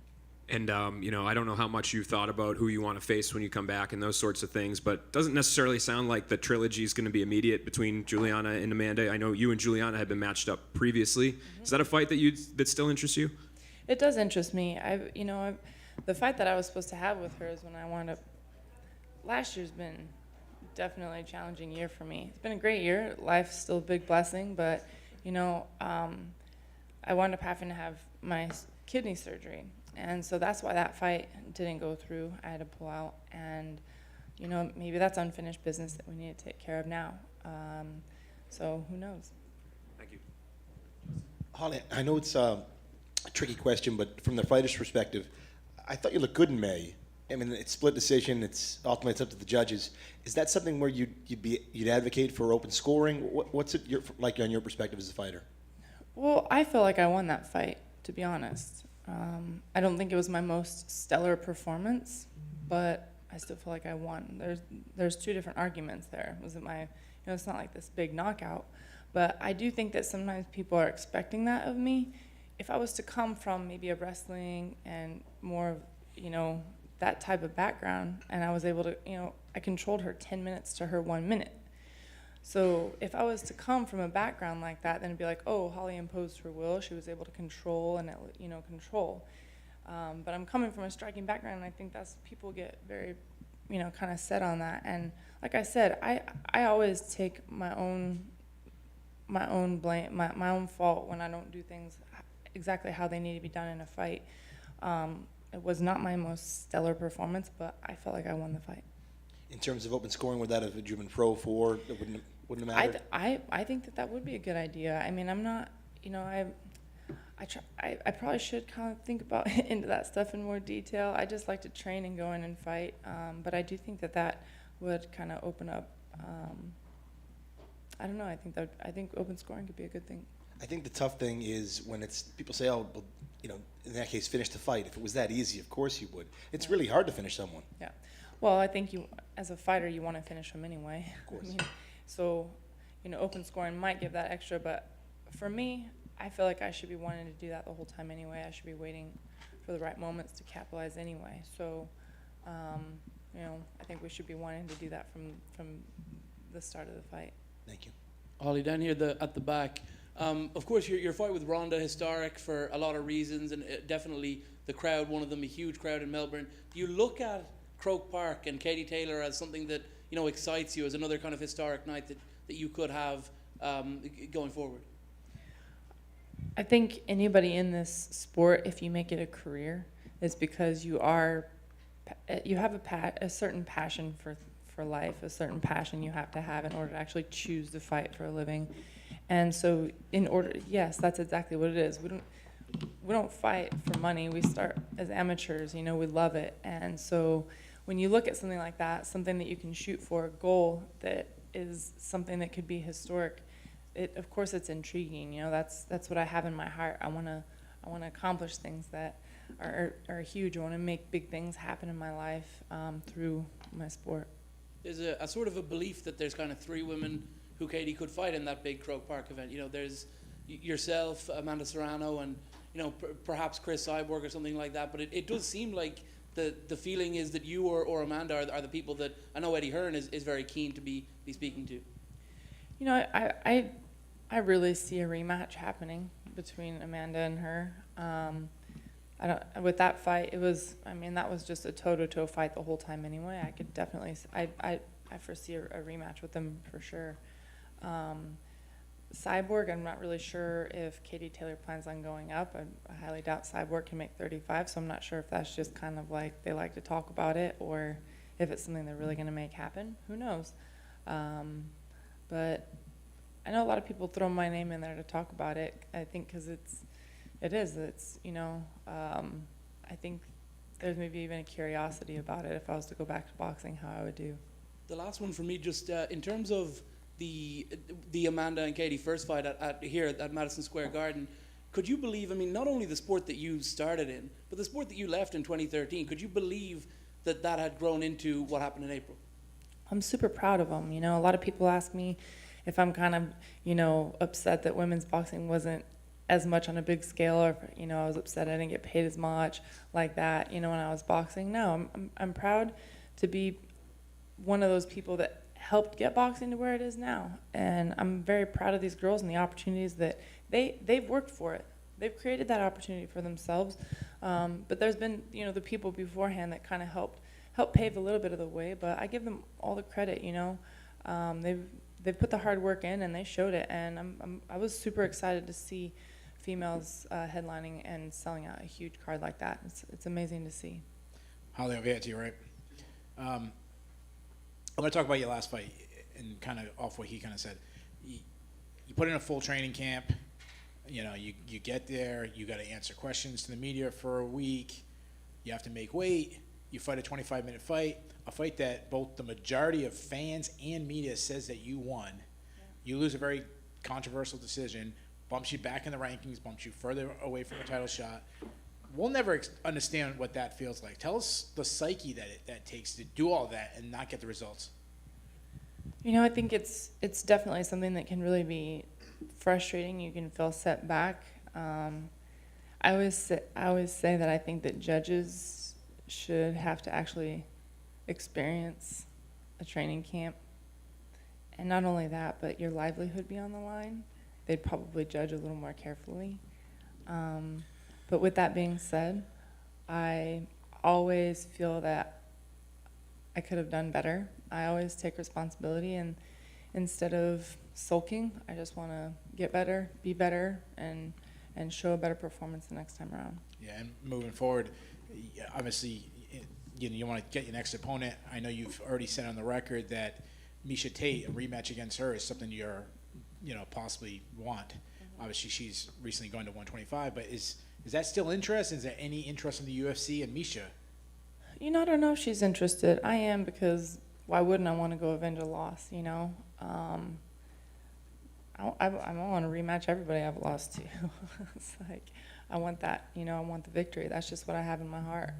But a lot can happen in 3 or 4 months. It's crazy. This sport's so unpredictable and so wild, so, who knows? We'll see what's going to be next. I know she's at 125. She might want to stay there, so maybe it's not a possibility because I can't do 125. Thank you. Right here, Holly. Who is the greatest female combat sports athlete of all time, according to Holly Holm? Well, I got to pick myself. I've had my faults and everything, but I can't. There's a lot of good females out there. I could go on all day. I don't think I could pick anyone, but I'm still competing, so I'm going to put all that faith up in me. All right, that's good. I was actually going to say I think it's you as well. So I appreciate you. Thank you. Under the impression you were going to pick someone else, so I like the confidence. Thank you. But so you're coming off injuries right now. Do you have anything lined up or a date tentative that you want to get in there? No, like I said, rehab kind of took a little bit on this one. Maybe I'll disclose everything eventually, but I just kind of had to sit down and take time, and it's frustrating because I'm one of those that wants to go, but I've had to remind myself I've had a very active career, a whole decade in boxing and then in MMA, so I've been pretty fortunate that, maybe this last year has kind of been a challenge, but I'm so blessed, and I know that I still have it in me, and I'm feeling healthier than ever. So, but with that being said, I definitely want to be 100%. I don't want to be taking And then I know you're one of the main staples of Jackson Wink, and you've been there forever. John Jones, is he on the team? Is he off the team? Have you seen him in the gym? Can you give us an update from your point of view on John Jones? That's one of those things I don't really go into too much detail on.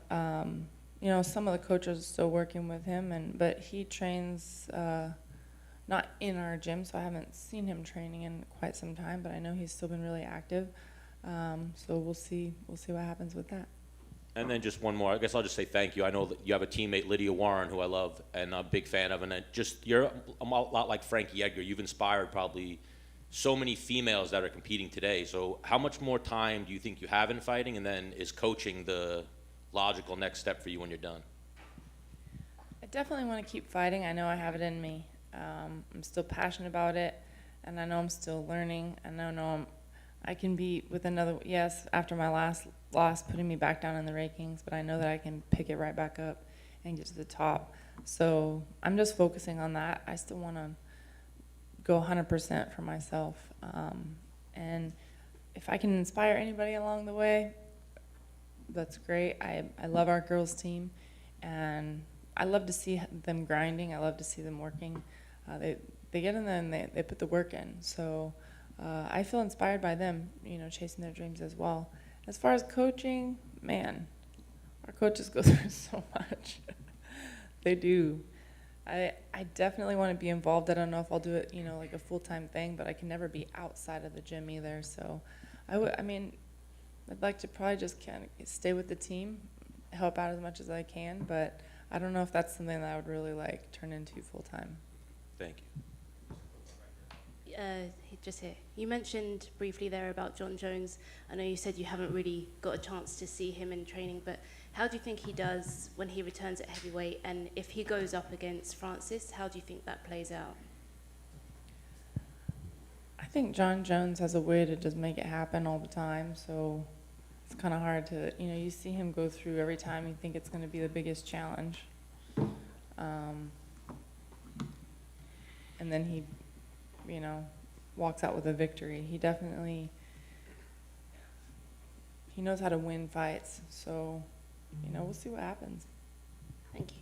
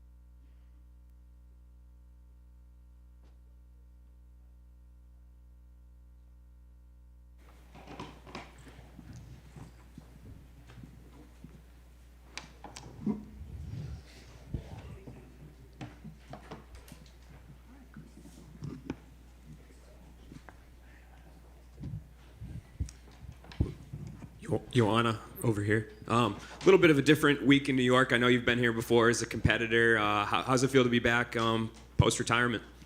It's good to be back. Hello, everyone. It's good to be back. It was my plan to win the fight with Weili Zhang in Singapore and fight on this card, but it's good to be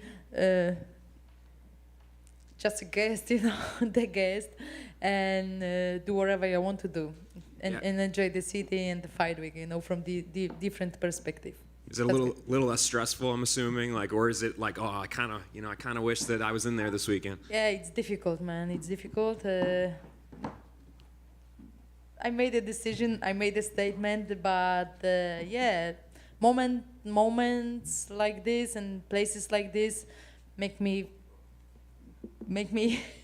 come back sometimes. Like I have the feeling, but no. And I mean, how happy are you that you can still be involved in some capacity? Like sometimes we see fighters retire and then we don't really hear from them, or maybe they'll come back as a coach a couple years later. But for you, it seems like you've still been pretty involved with the UFC, and they're obviously bringing you up. Very much. I hope they will keep on bringing me to the events, but I will be always around. You know, I'm a very loyal person to all the people I have been working with. And yeah, I'm super happy to be part of the UFC, and I'm looking forward to do even more. But I feel like I need to find what I would love to do with the UFC and where they see me placing. Is there any ideas you have about that? No, I want to be a manager, and I want to take care of the fighters, and I'm planning to learn more about and maybe go through this direction more. Yeah, and is that pretty much, I was going to ask you how the retirement life is going. Is that just trying to find those things to channel your energy to? I don't have to, you know, because I don't sleep home. And mid of January, I left Poland to Florida, where I was preparing for my fight with Weili Zhang. And it took 5 months. And after I got back home from Singapore, I slept home maybe 3 weeks, you know, I'm that busy. And but yeah, I'm happy. I'm kind of happy, and I run so many projects, so many businesses, so many things, so much is going on around, and that's good.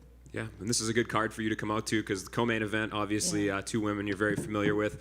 Can you kind of talk to me about this fight and just your perspective and break it down a little bit? I don't like to predict the fights, but definitely Weili Zhang in the first round. She's so strong physically and mentally as well, and I feel that she's going to be the strawweight champion again soon, this Saturday. And last one from me, I don't know if you saw the press conference yesterday. Carla Esparza was booed pretty heavily by the fans. Really? Just kind of, what are your do you think that maybe that people are being a little bit too hard on her about how that last fight went? Yeah, she's the champ, you know, and she deserves the respect, you know, and all the attention. But it's not only about being the best athlete. It's also about your character, you know. If people see charisma in you or not, you know. If I was becoming the strawweight champion for the second time, I would get bigger, you know. I would double the amount of my followers, money, contracts, and everything, you know. And it looks like for Carla Esparza is enough, you know. And it's okay. We have to respect that. But yeah, she's the champ, so she deserves all the respect right now, you know. Joanna, over here. I spoke with Jan Blachowicz a couple months ago, and he said he's 100% certain that if the UFC went back to Poland for a stadium show, that you would come out of retirement. I'm not sure. I'm not sure, you know. I'm not sure. Sometimes I feel that I should give one more fight. I should do the last dance for fans, because we had no time. I was not prepared, and they were not prepared to say goodbye. So, and like I said, it was the best camp in my fighting career, you know. The last camp was the best camp, and I was in such a good shape, you know. But yeah. Looking at the main event on Saturday, you're in the kind of similar position as Israel, when you fought Valentina, you had 2 fights against her in your Muay Thai times, and Israel's obviously lost to Alex Pereira twice. So what do you is the approach different going into a title fight in the UFC, knowing you'd fought twice before in a previous sport? I feel like there's lots of pressure on Israel, but he's the champ. But I feel that he's totally different fighter and a man right now than he used to be. So Pereira is going to face totally different opponent on Saturday. I'm not worrying about. And then finally, Saturday's also going to be Frankie Edgar's last fight. Do you have any memories of Frankie? Were you a fan of his coming up, both in and out of the octagon? Yeah, always super happy, super powerful and charismatic, but super calm and nice guy. So I'm happy for him, you know. I'm happy for him that he's going to do the last dance in his hood somehow, you know. He's from New Jersey, yeah? Yeah, so, yeah. Joanna. Close by, thanks. Oh, sorry to interrupt you. So if you won your last fight, I would be fighting on this card. Was it just going to be like just keep rolling dice until you finally lose, and then you would have retired, or you just No, probably not. Probably not. You know, I'm not scared of losing. I'm scared of losing by knockout. You know, I want to stay healthy. I want to stay healthy, and there's a thin line. You know, I didn't want to cross. I don't wanna. Yeah. I asked this to Frankie yesterday, talking about his retirement. I want to ask the same to you.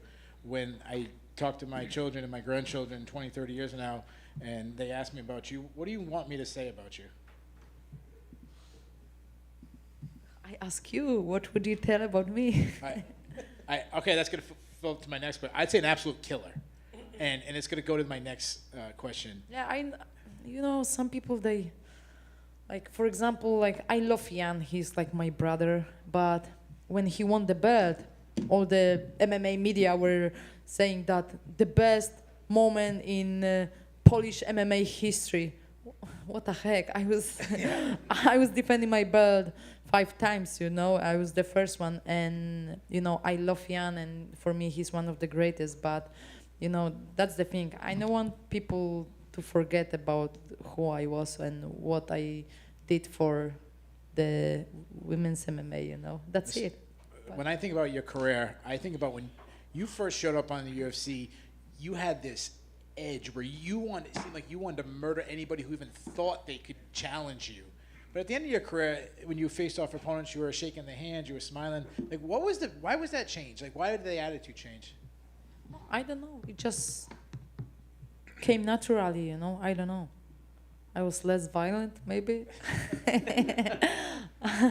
I don't know. That's difficult, you know. But some people they were happy with. There were people who were hating on from the beginning. But I was always myself, you know. I was always doing my things. So that's it, you know. Thank you. Thanks. Joanna, over here. Oh, she was first. So sorry. Thank you. She was before. So sorry, guys. That's okay. Carolina spoke a while ago about her move to ATT and that you helped her with that move over. Can you talk a little bit about your help with Carolina? And it seemed like it meant a lot to her to have you, you know, helping her along. Yeah, I'm happy to support fighters in general, but female fighters, especially from Poland. And I wanted her to move to ATT before her fight with Juliana Pena. What's her name? Pena. She lost too. So I wanted her to move to ATT, but she needed more time. But very happy that she found her victory on Saturday. I was going to say, how do you think she does in there? Obviously, It's not going to be an easy fight, and but I really believe in Carolina. Thank you. Thanks. Joanna, over here. Oh, right over here. Oh, yeah. Hi, how are you? From one Polish person to another, I want to thank you for everything you've done in the sport, both kickboxing and mixed martial arts, and also putting Polish mixed martial arts on the map. Just get as much as they can from every fight, every moment, from every exposure, and I always give a lot, and I take as much as I can. But I wish I was this smart as I am today. 5 years ago, or when I was the champion, I would make even more money. I would do more, but that time I felt like I was doing, you know, enough. I'm putting in actual work. Absolutely. You're bona fide. What is the worst advice or decision that your manager, maybe early in your career, maybe in kickboxing, one of your managers ever had for you that you wish you'd never listened to? That I shouldn't be fighting some fighter. I remember when I faced when I've got an offer to fight Rosie Sexton, the former UFC fighter, before Cage Warriors. Before I got into the UFC, they told me not going to get into the UFC, and I told them that, guys, I'm taking this fight, I'm winning, and I'm getting into the UFC, and it happened, you know. So the most important thing is to believe in yourself and be surrounded by people who are believing. The funnest things that you've been doing. I know you love to travel. What are some of the best places you've been to this year? Ooh, I don't know. Like, I visited like 10 countries this year already, so I keep on busy. But I launched my supplement company, my labs. You know, we are under USADA. We can't take all the supplements. Most of them are very dirty, and so I want to keep like really clean and pure formulas and dedicated for athletes and people in general. But I run so many projects, and it's good that I finally opened my foundation. So it's my next goal to help even more kids and teenagers, you know, becoming who they want to be in their lives. That's the funniest part of my life right now. Awesome. And you know, living a very adventurous lifestyle, like, do you think we're ever going to see a TV show about yourself, you know, like you doing, you know, your things, going places? Do you think we'll ever see a TV show about you? I have a plan to have my own TV program. There is a documentary. So I did my second race. I got the pro license, so I can't wait. I need to stay disciplined, so I can't wait to my life, and very dangerous as well. And last question for you. A lot of fighters are excited to be fighting at MSG this weekend. What could you take away from your first experience fighting at MSG back in 2016 at UFC 205? And 2017, yeah, it's a mecca, you know. It's a place to be and fight, and fighters and just people who were performing in the art. Are you still training, or are you just completely out the game and just focused on the businesses? I do. If not racing, I would, or different sports. I training once in a while, but that's it. But I do training every day. I know want to be chubby, so I need to train, you know. Exactly, and mentally too. Do you think it affects you? Like, is your mental not as sharp if you're not training, and just kind of? Yeah, I need it. You know, since I was a little girl, I was always very active, so I need sport in my life on daily.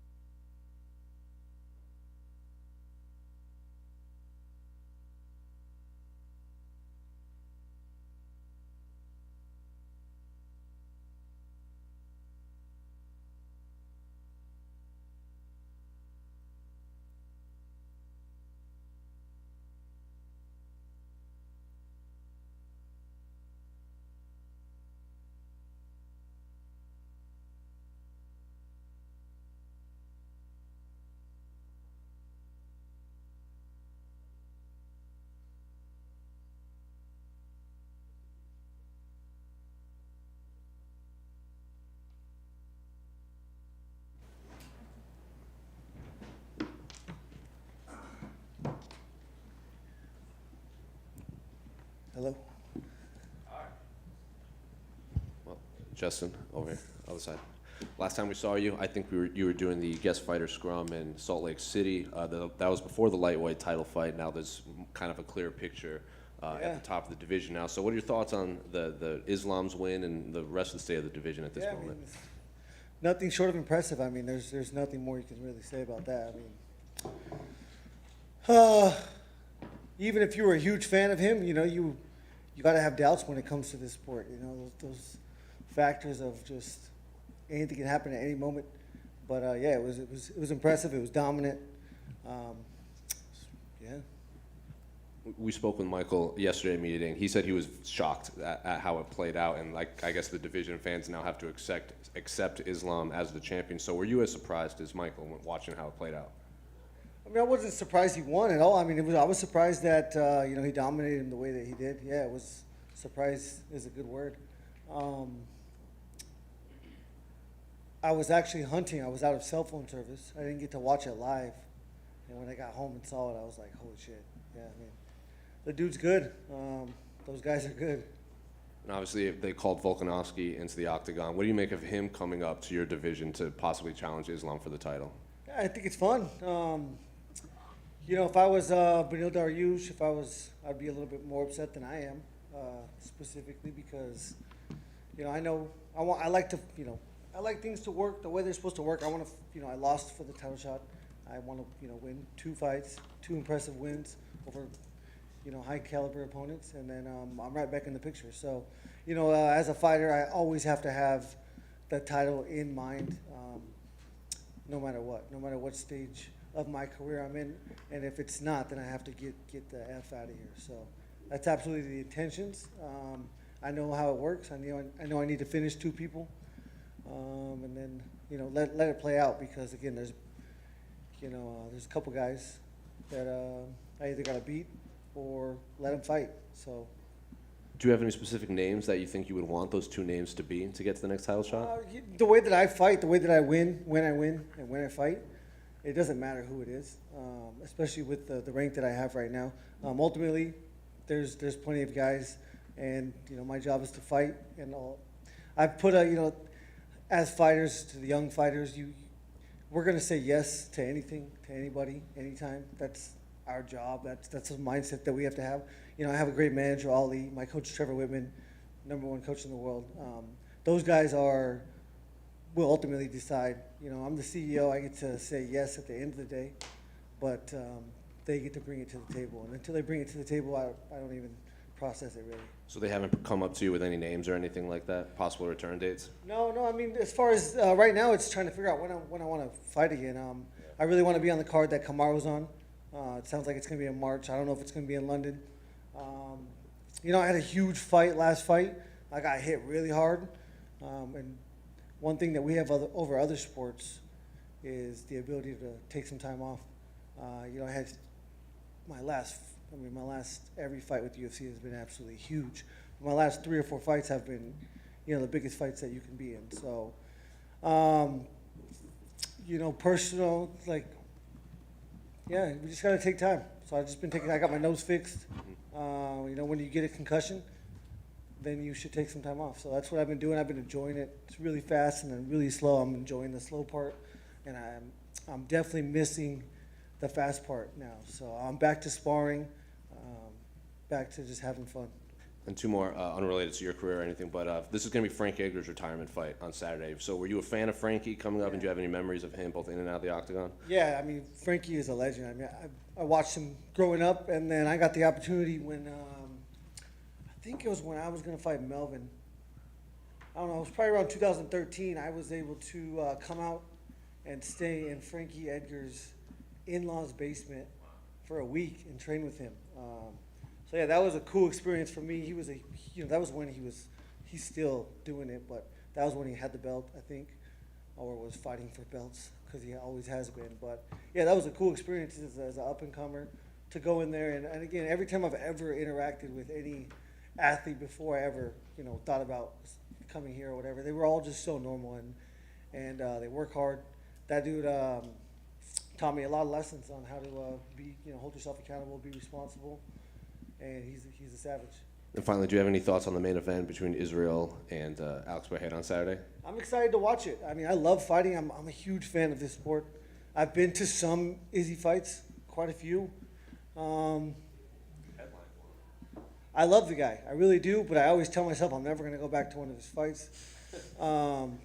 But, you know, you cannot hate on somebody that's a winner, and that man's a winner. You mentioned about fighting on Kamari's card if it was to be in London. Is that something you'd rather it be in London to experience fighting over there with the crowd, or would you rather it be here at home? What would I rather have? I guess if I had to choose, I would choose Las Vegas. Fight capital of the world. That's where I grew up competing. That's my favorite place to fight. But I've never been to London, so might as well go for free. If they ended up putting Hamzat and Colby on that card, would that make it like a massive event, you think? Any card that me and Kamaru's on is going to be massive, but anything you stack on top of that's going to just be the cherry on top. That's a good fight. Who would you pick in that fight? Oh God, I hate picking fights so bad. Like, we've all been here so long, and we know. Nation time, I reckon, maybe? If he makes weight, I think he's a beast. I don't know why he's cutting that much weight. He should be fighting Adesanya. I don't know. I guess I would favor Khamzat. Yeah, I mean, his wrestling's fantastic. And I'll just never cheer for Colby, so. I won't make you pick this one, but just your thoughts on Dustin versus Michael. Obviously, you've had a history of both of them, and that could potentially be a barn burner. Yeah, I am excited for that fight. It's, probably the fight I'm most excited for. This whole card's stacked, but that one's going to be fun. Well, I think it'll last quite a while. I think it might go to a decision. In my mind, every time I play it over, I see it very similar to the fight that me and Chandler had. It's going to be, Poirier's technique, trying to outclass how explosive Michael Chandler is. I think, the first round is so with Michael Chandler. Second round's almost as dangerous, and third round's not quite. So we'll see how it goes. You mentioned you want coming up, or a guy like Charles who's been at the top and is just like, with the rematch. They both make just as much sense to me, fights for my next fight. But again, my job is to stay out of my emotions. If I think about those fights, I get emotional, because that's who we are. As humans, I have to put that responsibility on the people that I trust, which is my coach, my manager, and they're going to pick the best fight for me, whoever that is. Thanks. Justin, just over here, you touched on obviously wanting to be on the card with Usman. How do you think that trilogy goes down between Usman and Leon? Yeah, when you're on Leon's side of that, there's nothing better in the world. Or they maybe have children. I don't have those, so that might be better. But fight with him, the confidence is such a big factor in this sport, and Leon's going to have. Thank you. And he at that level, you cannot make those choices. Justin, right here. When you have a friend like that, training partner like Kamaru, and that happens and he gets knocked out, like what's going through your brain, and what do you say to him afterwards? The first thing I said to him, I said we used to get caught on our back as children, and now we're getting caught on the chin. I mean, we lost. It was just as devastating as what he went through. We didn't know any better at the time, and we've been preparing for the ups and downs our whole life. Nate Diaz is someone that was in the weight class for a really long time. Looks like he's not going to be fighting the UFC anymore. Is that a regret that you never got that fight? No, I don't regret it. I don't think it was ever the right time. I don't think it was ever the right fight. Fair enough. And last question for me. You talk about you're always chasing the title. You've been really close at times. How is it to keep that doubt that... Again, as a 7-year-old, when I lost, it was the most devastating thing that had ever happened to me in my whole life. And, at the time, I didn't want to keep living. And then it happened again, and I just wanted to get better. But, okay, what do I do next? How do I continue to improve and continue to just be ready for this fight? So, yeah, it's life's crazy. I'm excited again. I really wanted to take that break because of those instances of trauma, but I'm ready to do it again. I'll tell you that. Years ago, you felt that you were going to have a few more wars and you were done. You were going to get out. Yeah. Obviously, you changed your fighting style a little bit, and you got better defensively and made some improvements and all that, and you no longer feel that way. But what specifically made you compartmentalize that trauma versus, I'm just going to take X more trauma and then I'm done? Well, no, those do not. I mean, those don't. It's not one or the other. Those two are the same. It was after the Poirier fight where I said I had 4 or 5 wars left. I definitely consider the Charles Oliveira fight a war. I don't think the trauma that I took in any other fight after that fight and in between the Charles Oliveira fight would constitute one. 5 times more dangerous than what we do now, but. Speaking on football and the dangers, have you followed at all the concussions and such, say, with like Tua? And thousands of instances in football. Boxing, you can talk about boxing, they die. I don't know. Is there a time frame between trauma that you need in order for that trauma not to?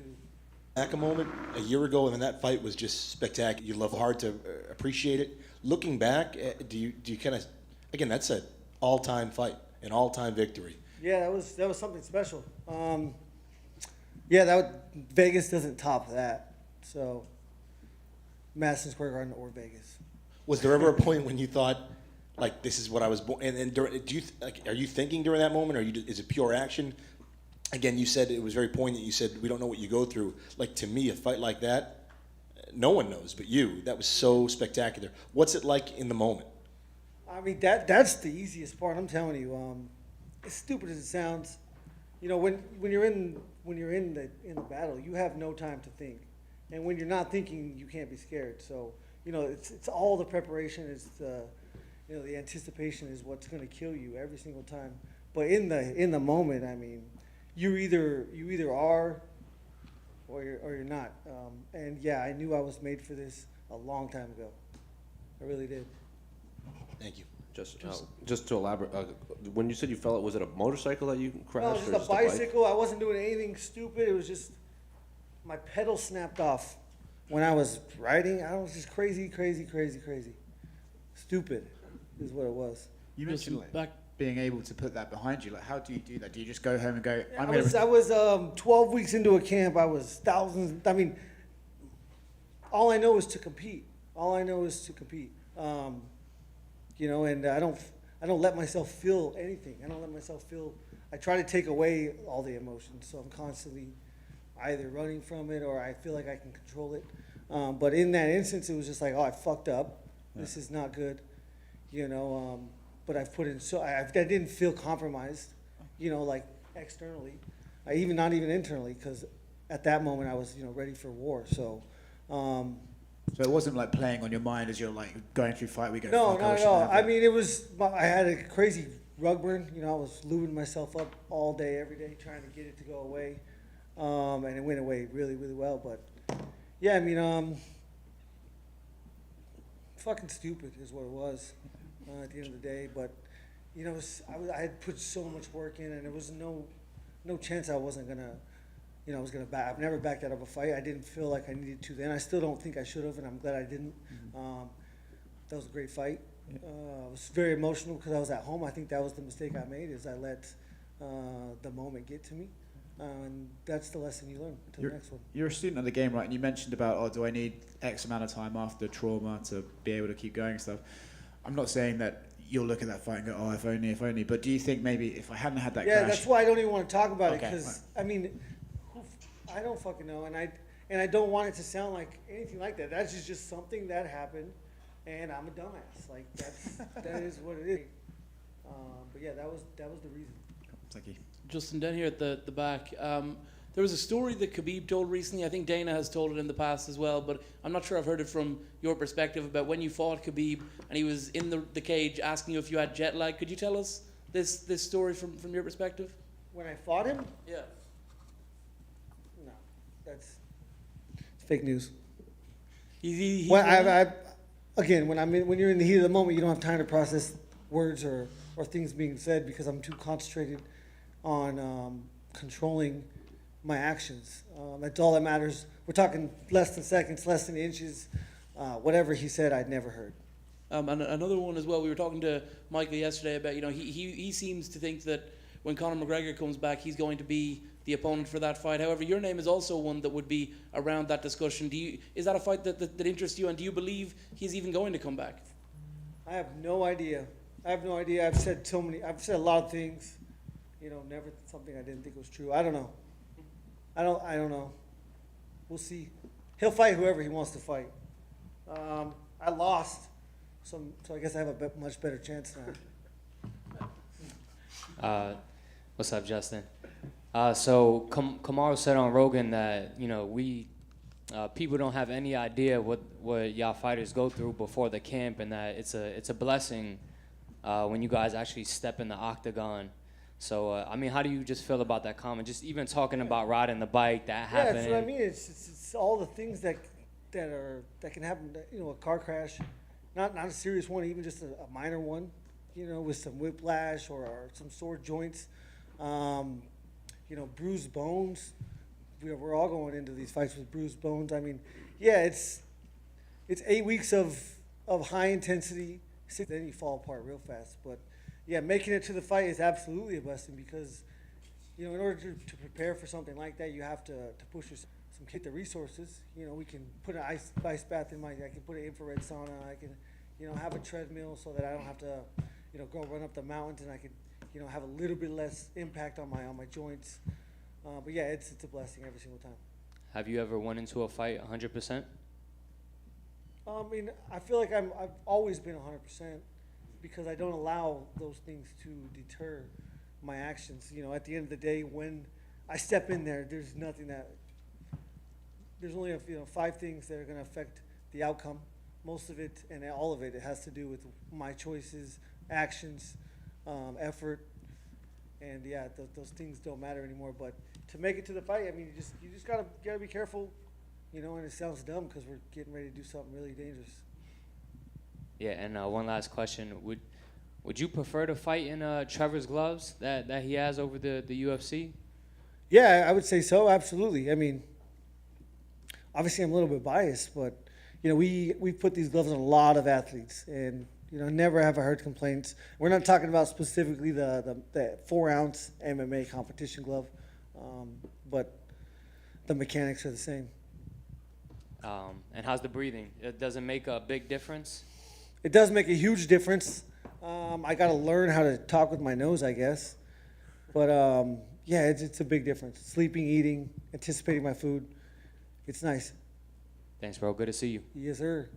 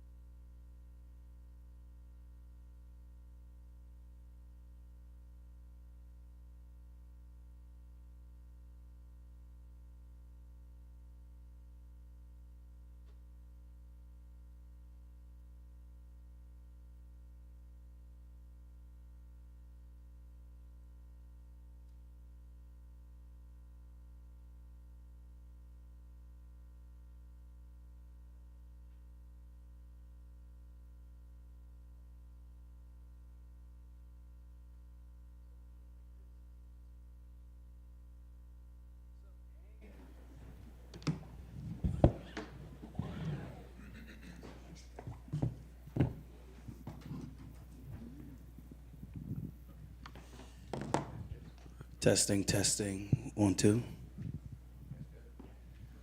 Well, Aljamain, how's life been since defending your title against CJ Dillashaw on Fight Island?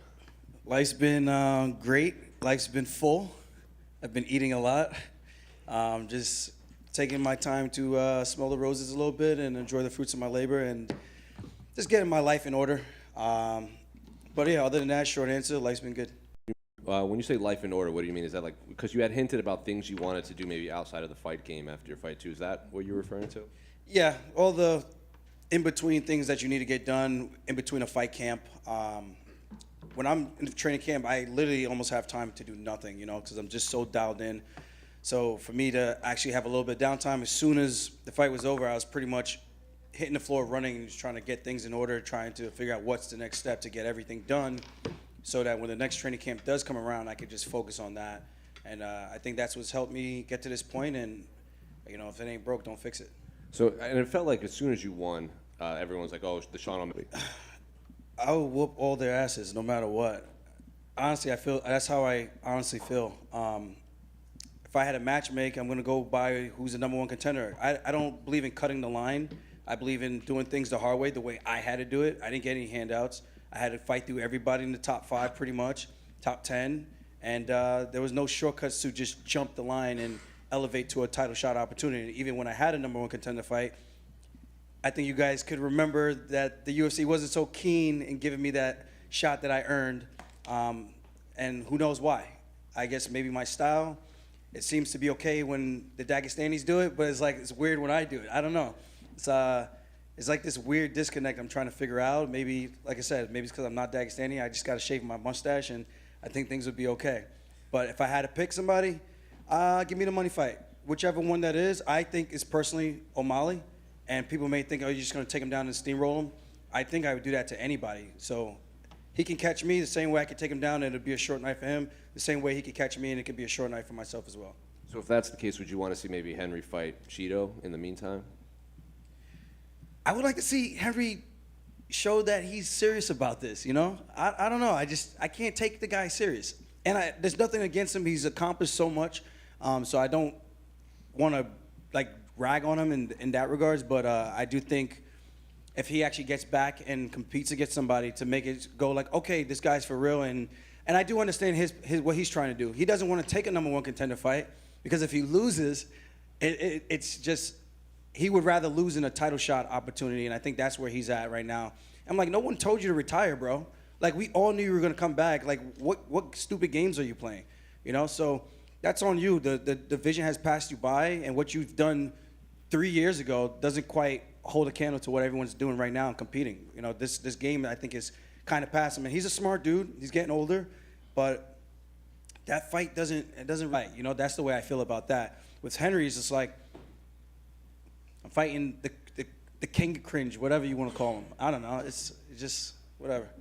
And looking at your last fight, I don't know if you saw, but when for the Anatomy of a Fighter, they showed kind of Khabib watching your fight. They didn't show what the positions or everything, but he said something about this is his position. He's the best in the world here. Speaking of your fight, I think it was when you were on top of TJ. So were you aware of that? And what do you think about when Khabib, who many consider the best wrestler, one of the best, is calling you the best in certain positions? It was cool. It's really nice to see someone of his, I guess, stature who recognizes what other people are doing. Khabib is one of the greatest on top position with great control. He takes you down, he drowns you, and it's really hard for you to get back to your feet. So I think even him being in the back room for that little bit, he was working out with Islam, and Hasbullah came through. Shout out Hasbullah. They got to see Marab and I rolling a little bit. And I think he could still, he wasn't just watching us, but I'm pretty sure he saw glimpses and pieces of what we were doing, and then to see that happen in the fight, despite TJ's one arm, Mr. Potato Head, arm falling off. I think he knows, you can recognize skill and talent when someone's doing something, Even the same thing, Islam might not have fought the best guys, but he was dominating to the point where everyone was he is the best guy, because you can recognize what he's doing and how he's doing it, and you can kind of go, okay, there's something to this. It's not just he's beating up these lower level guys, because these are high level dudes that he's doing it to. And I think Khabib's just one of those guys who can recognize he can appreciate and see what people are doing, looking at the matchups and analyzing it from that standpoint. Going off of that, during your fight week, people would obviously ask you, like, oh, what's next, what's next, what's next? And you would say, like, the top 5, but you would mention Umar Nurmagomedov a few times, even though he's not even in the top 10. Is that just you recognizing his skill level and an eventual title fight down the line? Well, the UFC asked me about him. They did like a top 15, and they gave me names. So I watch everybody. I do my own podcast, and I break down all the fights every single weekend. And Umar fights, and I break him down and analyze his skill set as well. So I know he's a threat. Styles make fights, and I know if we were to compete, it would be a very competitive one. I think the difference will come down to who could be a little bit more tenacious and who gets tired first. But right now, those conversations, I'm not even entertaining it. He's got some work to do still, and I think he'll be in this conversation probably this time next year. And two more quick ones for me. Saturday is going to be Frankie Edgar's last fight before he retires. So you being a New York native, what were some of the memories you had of Frankie coming up in this area? Well, of course, the great Maynard fight. That's like the biggest one for me, honestly. And then you got the BJ Penn fight. For him to beat BJ Penn the way that he did, who was just like a juggernaut at the time, and just seemed like no one was gonna ever like defeat him, you know.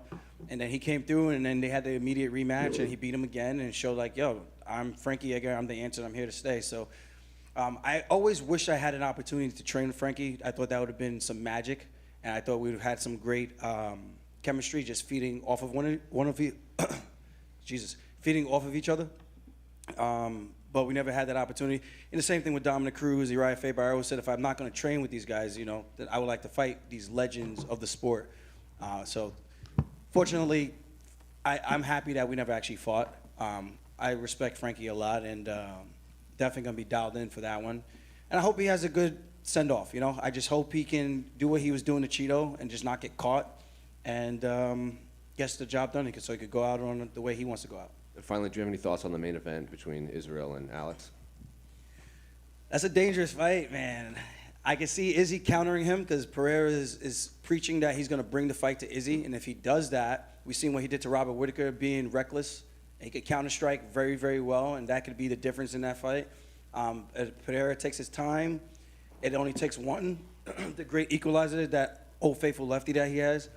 And he's been doing some great work with Glover Teixeira. But I do think Izzy's going to grapple him a bit, push him against the cage, and try to slow him down, so to speak. He's a big dude, man. That guy's massive. He stood next to Dominic Reyes, and I was really blown away at the frames because I didn't know who was the light heavyweight at that point. But I'm leaning towards Izzy, but I've been in the sport long enough to know that anything can happen. But the same way people gave me no chance to beat Jan, which was just like laughable. But yeah, it's gonna be a great fight. I think the fans are gonna be in for a good show this time because I think Pereira is gonna keep true to his word and really push the pace and bring a good fight. So I think this one might end in a knockout. Aljo over here. Congratulations on your recent title defense. Unfortunately, a lot of people don't give you credit. They say, "Oh, TJ, Mr. Potato Head arm that you said," and this. One of the person who didn't give you credit was TJ himself. After the fight, he said, "Oh, if it wasn't for the shoulder thing, if I didn't have these injuries, like I'm better than him. That's what I'm so upset about it. I can beat him." Like, what's your response to that? You know, woulda, coulda, shoulda. You know, I was respectful to the guy. After the fight, I'm always respectful. Win or lose, I don't give a shit. I'm here to compete. I'm here to raise the stakes, my words versus your words, and go out there and really figure out who is who. And can you put your money where your mouth is? The guy said he knocked out Cody Garbrandt. Okay, you get a hand clap. Okay, you did it twice. You get a hand clap. But all of a sudden, you lose. Now it's a crutch. The guy literally reached into his jock strap, pulled out a crumpled piece of paper, and just started whipping out a laundry list of excuses after telling me I'm the one with the built-in excuses. I'm like, dude, if I lost, I would have just ate the L. Like, that's just how I am. Like, eat the L, bro. Just shut up. Go away, fix your arm, and come back. I've had a torn labrum. In the beginning of my career, I fought 7 pro fights like that. So, big whoop, bro. You're not anything special. You've done something that a lot of people do. You just fought with one leg, pretty much, against Corey Sandhagen. But what's the difference? The styles. I take anybody down. It's a bad night for anybody, especially when you're in that position where you allow me to get on top and posture up and land some big damage. So, he can say whatever he wants. I'm sure he had training sessions where he was winning. And I'm sure he came out doing training sessions the same way he did with me. You pop it back in, and you go back and you finish the training session. And I'm sure he was confident enough to know, hey, man, I'm still getting through these training sessions. I believe in myself. I still think I can win. kudos for him for having that self-belief, but you're delusional as fuck. You said you're purist. You want to go against the number 1 ranked guy. The number 2 ranked guy right now is Merab, and I know you guys. Is he? Yeah, he's. I didn't see the new rankings, so I have no Yeah, idea. he's number 2, and I mean I know that's a fight that obviously you don't really want, but I mean it's a really good possibility that you're the champion and he's ranked number 1 soon. I mean, what happens? What are you guys gonna do? Well, I think the UFC guarantees that he's get that matchup, and then that he's fighting for the title like he's a lock, and then we figure it out from there. As of right now, I got some things to do still in this division, and I'm still entertaining going up to 145. He's also talked about going down to 125, and we'll figure it out. We do so much for each other that it's just not going to happen, so that's where I'm at with that, and I'm sure he feels the same exact way that I do. I mean, he just came to Abu Dhabi and Dubai to help me with my training camp. He's been there for the other training camps. Same thing for me. I went to Salt Lake City, and probably his last 5 fights in the UFC. So iron sharpens iron. I didn't get here without him. He didn't get there. I would like to think he didn't get to where he's at without me helping, and I recognize that. So that's a friendship that I would never want to ruin over what? I mean, I don't know. This thing, it comes and goes. This is just a moment in time. Like, eventually I'm going to lose, and I'm okay with that. I don't know when it's going to be, and life goes on. And that's kind of the way I live my life. So I don't put a lot of stock into all these things and stress myself out. I just take it day by day, fight by fight, and let the good times keep rolling in. And right now we're having the good times. One of the narratives of the TJ fight was we always talk about how impressive you are on the ground, and he said that he didn't wrestle D1. I'm a D1 wrestler, and it seems like the guys who don't wrestle D1, they carry this chip on their shoulder where they're always trying to prove themselves to that. Would you say that's an advantage having that? Oh, 100%. That's why the D3 guys, we get off when we beat these D1 guys. That's like one of our like I guess, what would you put it, like, I don't know, like laundry list that beat a D1 guy, ruined his day. He thought he was bigger than whatever he thought. I don't know. Sometimes those guys have a real egotistical approach, and I love D1s wrestling. Like, overall, pound for pound, those guys are definitely better than D3. But there's guys at the D3 level that can compete D1 that either didn't have the grace to go, didn't have the financial means to go as well, and sometimes you just get dealt a shitty hand, So I could have wrestled D1. I didn't get the opportunity. I didn't have the resources. I started wrestling in 10th grade, and I closed that gap relatively quick. I think if you're a student of the game with anything in life, that you can do that. It just depends on how much time you put in. And for him to really just try to shit on my wrestling, I didn't really get that mental approach. You could say you're better, but to say like, oh, D3, I wrestled D1. I'm like, dude, you never All-American. I don't even know if you even went to the national tournament. So you probably wouldn't even place in the D3 level nationals. Probably wouldn't even qualify. So I'm not trying to keep kicking TJ while he's down. But the dude does it to himself. He just like, dude, just shut up. Like, I don't want to talk about you, but you keep making me have to talk about you. And if you keep doing that, I'll be petty and just keep doing it as well. I congratulated him. Not congratulated him. I shook his hand, or I think I shook his hand. I don't know. I gave him a pat on the back. Just told him, like, yo, I thank you for the opportunity. Like, you're one of the guys I've watched for a very long time. Big inspiration in terms of style. And I can always give credit to my potential opponents, because I'm just a big fan of the sport. But then when he goes and says stuff like that, I'm just like, dude, you make it hard for me to want to put the pettiness aside, and just brings out the evil Kermit Aljo, So if you want to keep doing that, I'll keep doing that all day long. I got all day. My last question, you just talked about your YouTube, and you like to analyze and break down and preview stuff. Any chance we ever get to see you on like the actual broadcast team calling the fights? I would like to. ESPN, if you guys are out there listening, I think that would be interesting. I've done it, I think, 3 times, and I had a great time doing it. But you have to make sure you do your homework. As Dominic Cruz says, make sure you do your homework. DC has been doing his homework of late. But yeah, I can see myself doing that at some point. Fighting is fun, but watching it sometimes is a little bit easier, less stressful. So I can't wait to watch the fights this weekend so I can just be a spectator, have a couple of drinks, and just relax. Aljamain, just down here. You got to spend some time with Leon Edwards in Abu Dhabi. How do you think he does against Usman in the trilogy? I mean, that first round was a really good round for him. I do think maybe the pressure might have gotten to him and maybe zapped his energy a bit. I know he talked about that a little bit, not like the pressure, but talked about like kind of, I don't know if he said like he was in a trance almost, like just wasn't pulling the trigger. And in the 11th hour, he managed to do it. I think he's always dangerous throughout the entire fight, and I think that's the difference between him and Usman. As you know, the striker is always more likely to knock you out versus the wrestler who's more likely to grind for 25 minutes or less. So I think that's the difference. He's always going to be dangerous in that regards, but Usman was pretty handily winning that fight and on cruise control on his way to winning. So I would lean towards Usman, but again, one shot, headshot, dead, you know? So that's all it takes. And I'm a big fan of both of those guys, so I feel I'm like torn when I watch that fight. You know, I got a fellow Jamaican, and then I got Usman, someone I've actually hung out with time and time again and have a little bit of a relationship with. So, yeah, other than that, I don't really know how it's going to go. Best man win. And I know you like to break down fights, so obviously if we get to see John Jones return at heavyweight against Francis Ngannou, how do you think that goes down? Damn, you guys hit me with the tough ones. I hang out with Francis. I got started in MMA because of John Jones. I feel like me picking against any one of those guys. But I could see the fight being John using a lot of wrestling. I think that would be the path of least resistance to winning. Francis is big, strong, powerful. It just, how well can John carry the weight?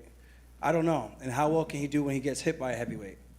That's the big ultimate equalizer. Francis has got that power, and to try to wrestle a guy like that for 25 minutes, I mean, we've seen Stipe do it, but I think Francis is going to be smart enough to do the homework to make sure he can at least compete with him long enough that he can land a big shot that can probably end the fight. And then last one, there's rumors about Colby going up against Hamzat. If that does go down, how do you think that one plays out? I think people are that much energy as well, cardio-wise, but I think he's going to have to be a little bit more calculated to go with a guy like Colby because he's going to be there the entire time to fight. And we've seen that with the Usman fight. We've seen that with the Masvidal fight. Even the Damian Maia fight. Like, the guy is willing to put his face on the line, eat punches to impose his will, get you down on the ground, and just make it a dogfight. Thank you. Who, Aljamain, just in terms of the move to 145, is that something you've been thinking about for a while? It just seems like you still in your current division have so much to do, but obviously ambition's driven you your whole career. What's the mindset behind the move? Really to avoid fighting a best friend, and so I can eat a little bit more. I'm 170 pounds right now. I'm a big boy right now. I know people are talking about me going to Perth and fight. I'm like, dude, relax. I just did 2 5-round training camps. You know, so I gotta let my body not, like right now I'm eating everything because I can't stabilize. Because once you do such a drastic weight cut, it's so hard to get your body back to a norm. I thought I would have been like good by now, but I'm still like in this weird, these cravings, and I don't know. It's so bad. I might be pregnant. but you as a competitor too. I mean, the idea of it, the prospect of it must excite you. So many different fighters. I mean, what a great opportunity for you too as a competitor. Those guys are dangerous, man. I just watched Arnold Allen and Calvin Kattar. Those are some dangerous dudes, you know, and they're a lot bigger than me. But I do think my style is one of those things. Like if we grappled, and I grappled with any one of those guys on a jiu-jitsu night, I mean, come on. I don't think it's even close. That's my personal opinion. I mean, people could tell me I'm wrong. I don't think it's even close. In terms of domination and dominant positions, getting to the mount, getting to side control, getting to back mount, and just keeping these guys there or even finishing them. That's what I truly do feel what would happen if we grappled. But in a fight, it's different.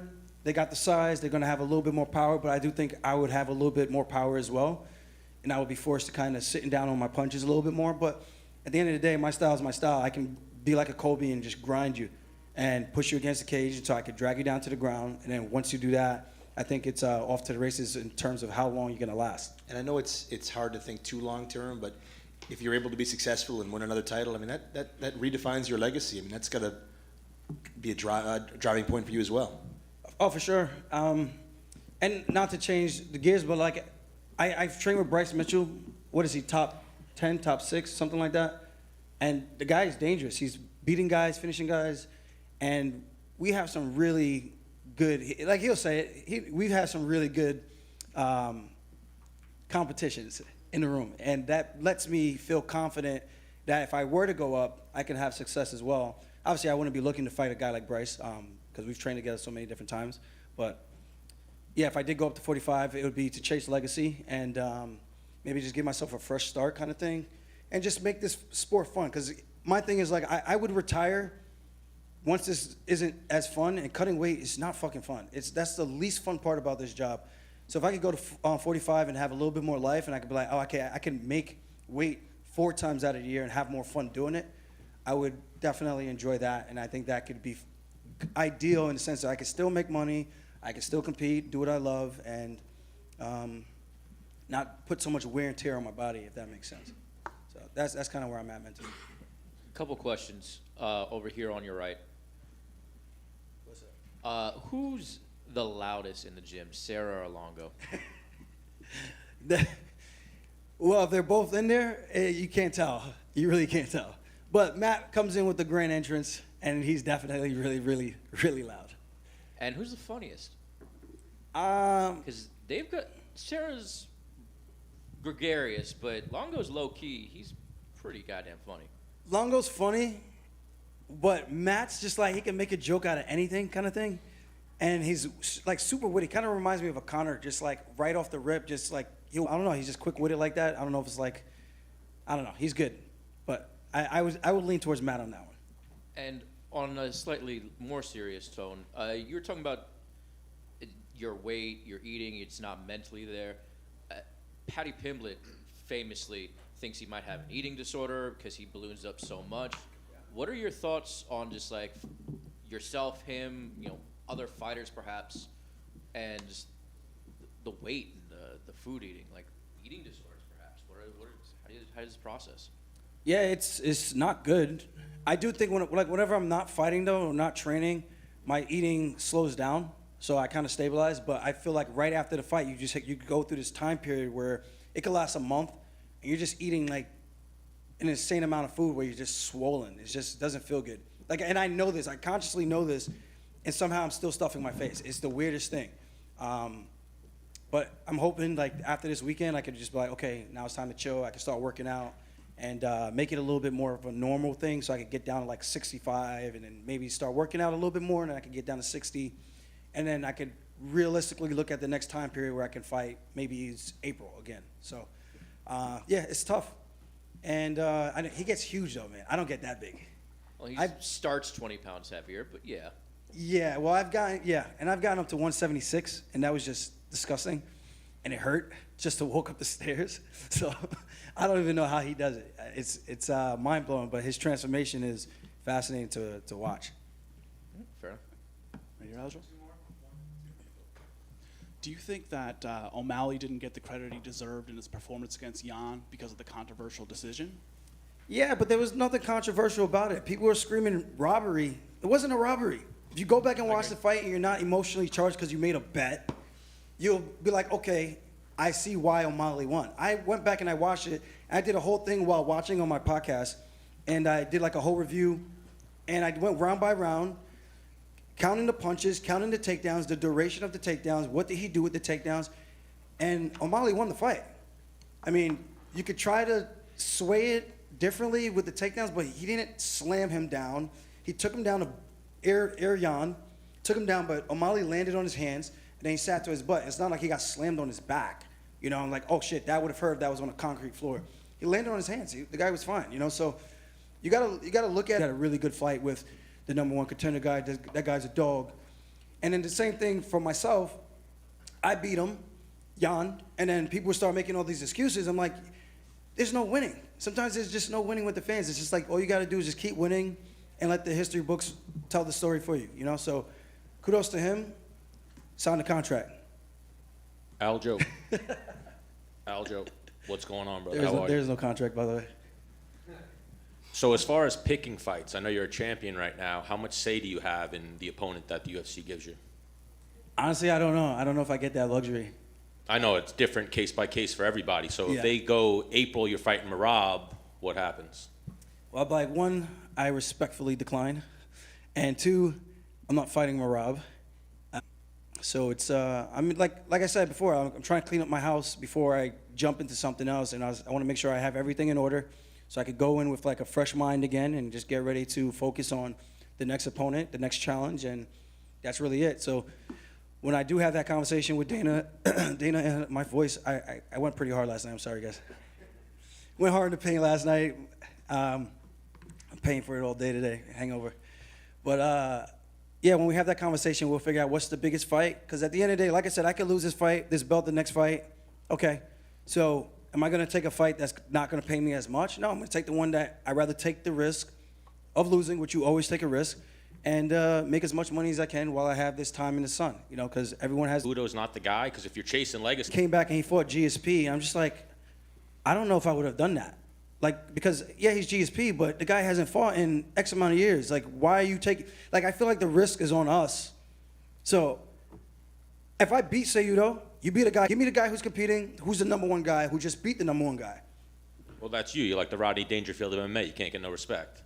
I don't know who any of those guys are, but I'll take it. But even, so, take a non-title fight at 145? Like, right, if I could just fight at 45 for the hell of it, I'll do it right now. I'll do it.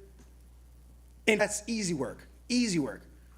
For sure. But they're going to try and make it a 5-round, and I don't want to do that. We had Frivola in here yesterday talking about how good you are, and he's a 55er, and then Menace Bermudez would always sing your praise. Frivola first came down to Long Island, back to Long Island to train, and we rolled, I think, one day, and then I asked him if he could spar with me.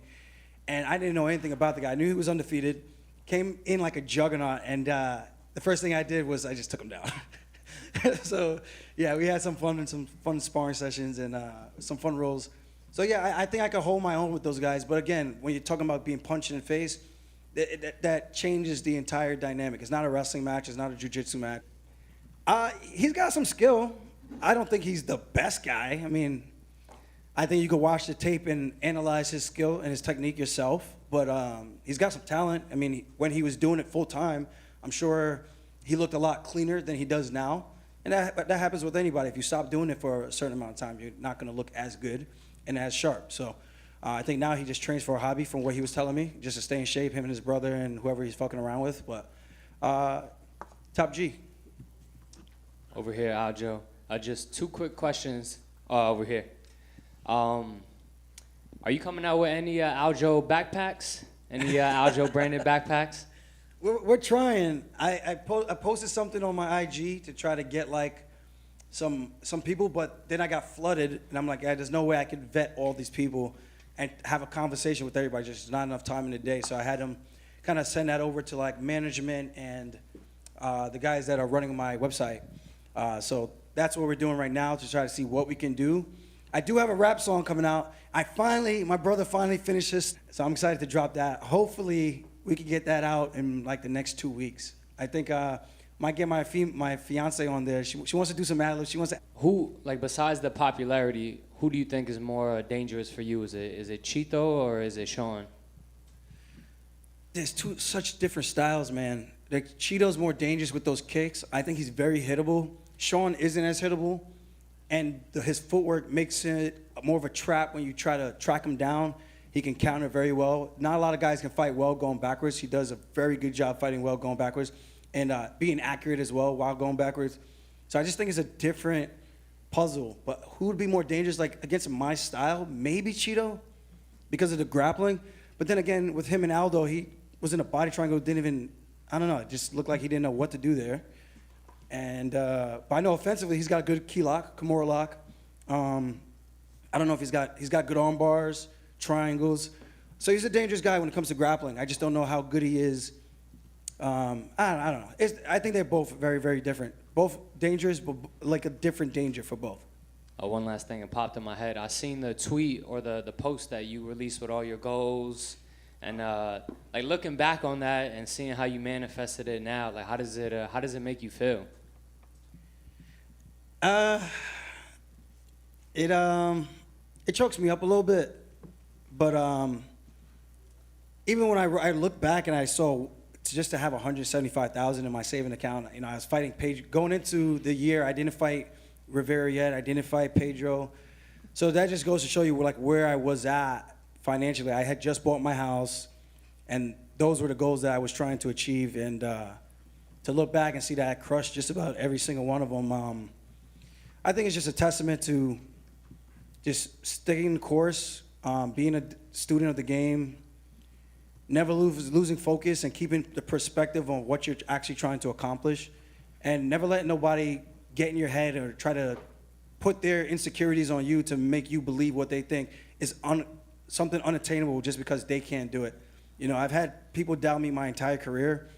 It just seems like that's just the world we live in. People just want to doubt people when they're trying to do something instead of trying to build them up, prop them up. And I'm just glad that I was able to stay the course and believe in myself and get to where I'm at today. Because to do this, I still don't even feel like it's real. Like, I wake up every day, it's still such a surreal thing. I walk down the street, people staring at me sometimes. I'm like, I still have that hood mentality a little bit. It's like, what the fuck you looking at? And then I forget, like, oh, I forget I do this stuff on the TV. But yeah, so it takes me back a little bit, and I just hope I can continue to reach new heights in life. And if I could pull somebody up, that's my ultimate goal, just to try to pull as many people up as I can. Yep, each one teach one. That's it. On a scale from Tyron Woodley to Bryce Mitchell, where would you say your bars rank? Bryce Mitchell. Hopefully. Bryce Mitchell actually has some bars. That's why the scale exists. I'm not saying Willie did it. It's just the delivery and the flow of Bryce was just a little bit smoother, I would say. That's very diplomatic of you, yes. Thank you, guys.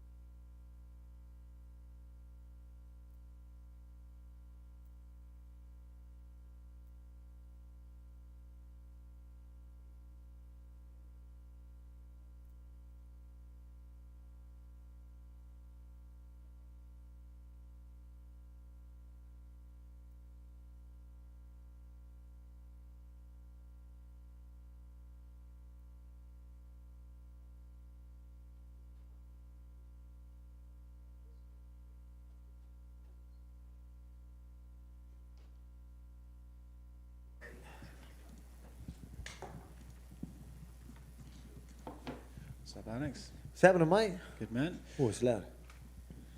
Obviously, this is a big fight week for you and the team and everyone. I'm curious, you know, some guys say, oh, I'm more nervous for other people's fights than my own. How are you feeling ahead of this weekend?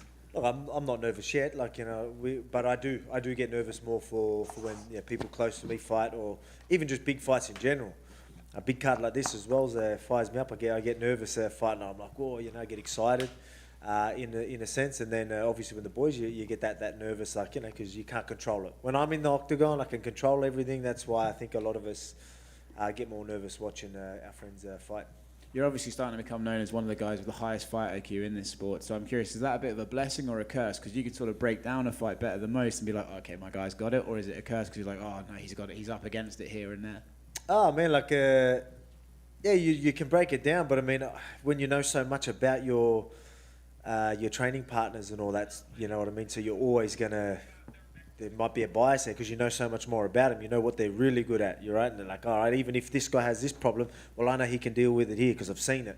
You know what I mean? So whether that is a bias, that's going to be. But, you know, I've already did a breakdown of the fight with the boys, and I'm pretty confident in all of them. So I think it's going to be a clean sweep for them. It was a great breakdown on, you know, your growing YouTube channel, which we'll give a free plug for you there. Check it out. But I'm curious, for those who didn't get to see it yet, how do you break down this main event between Israel and Alex? Oh, man, like, obviously Pereira is very dangerous. He's very powerful.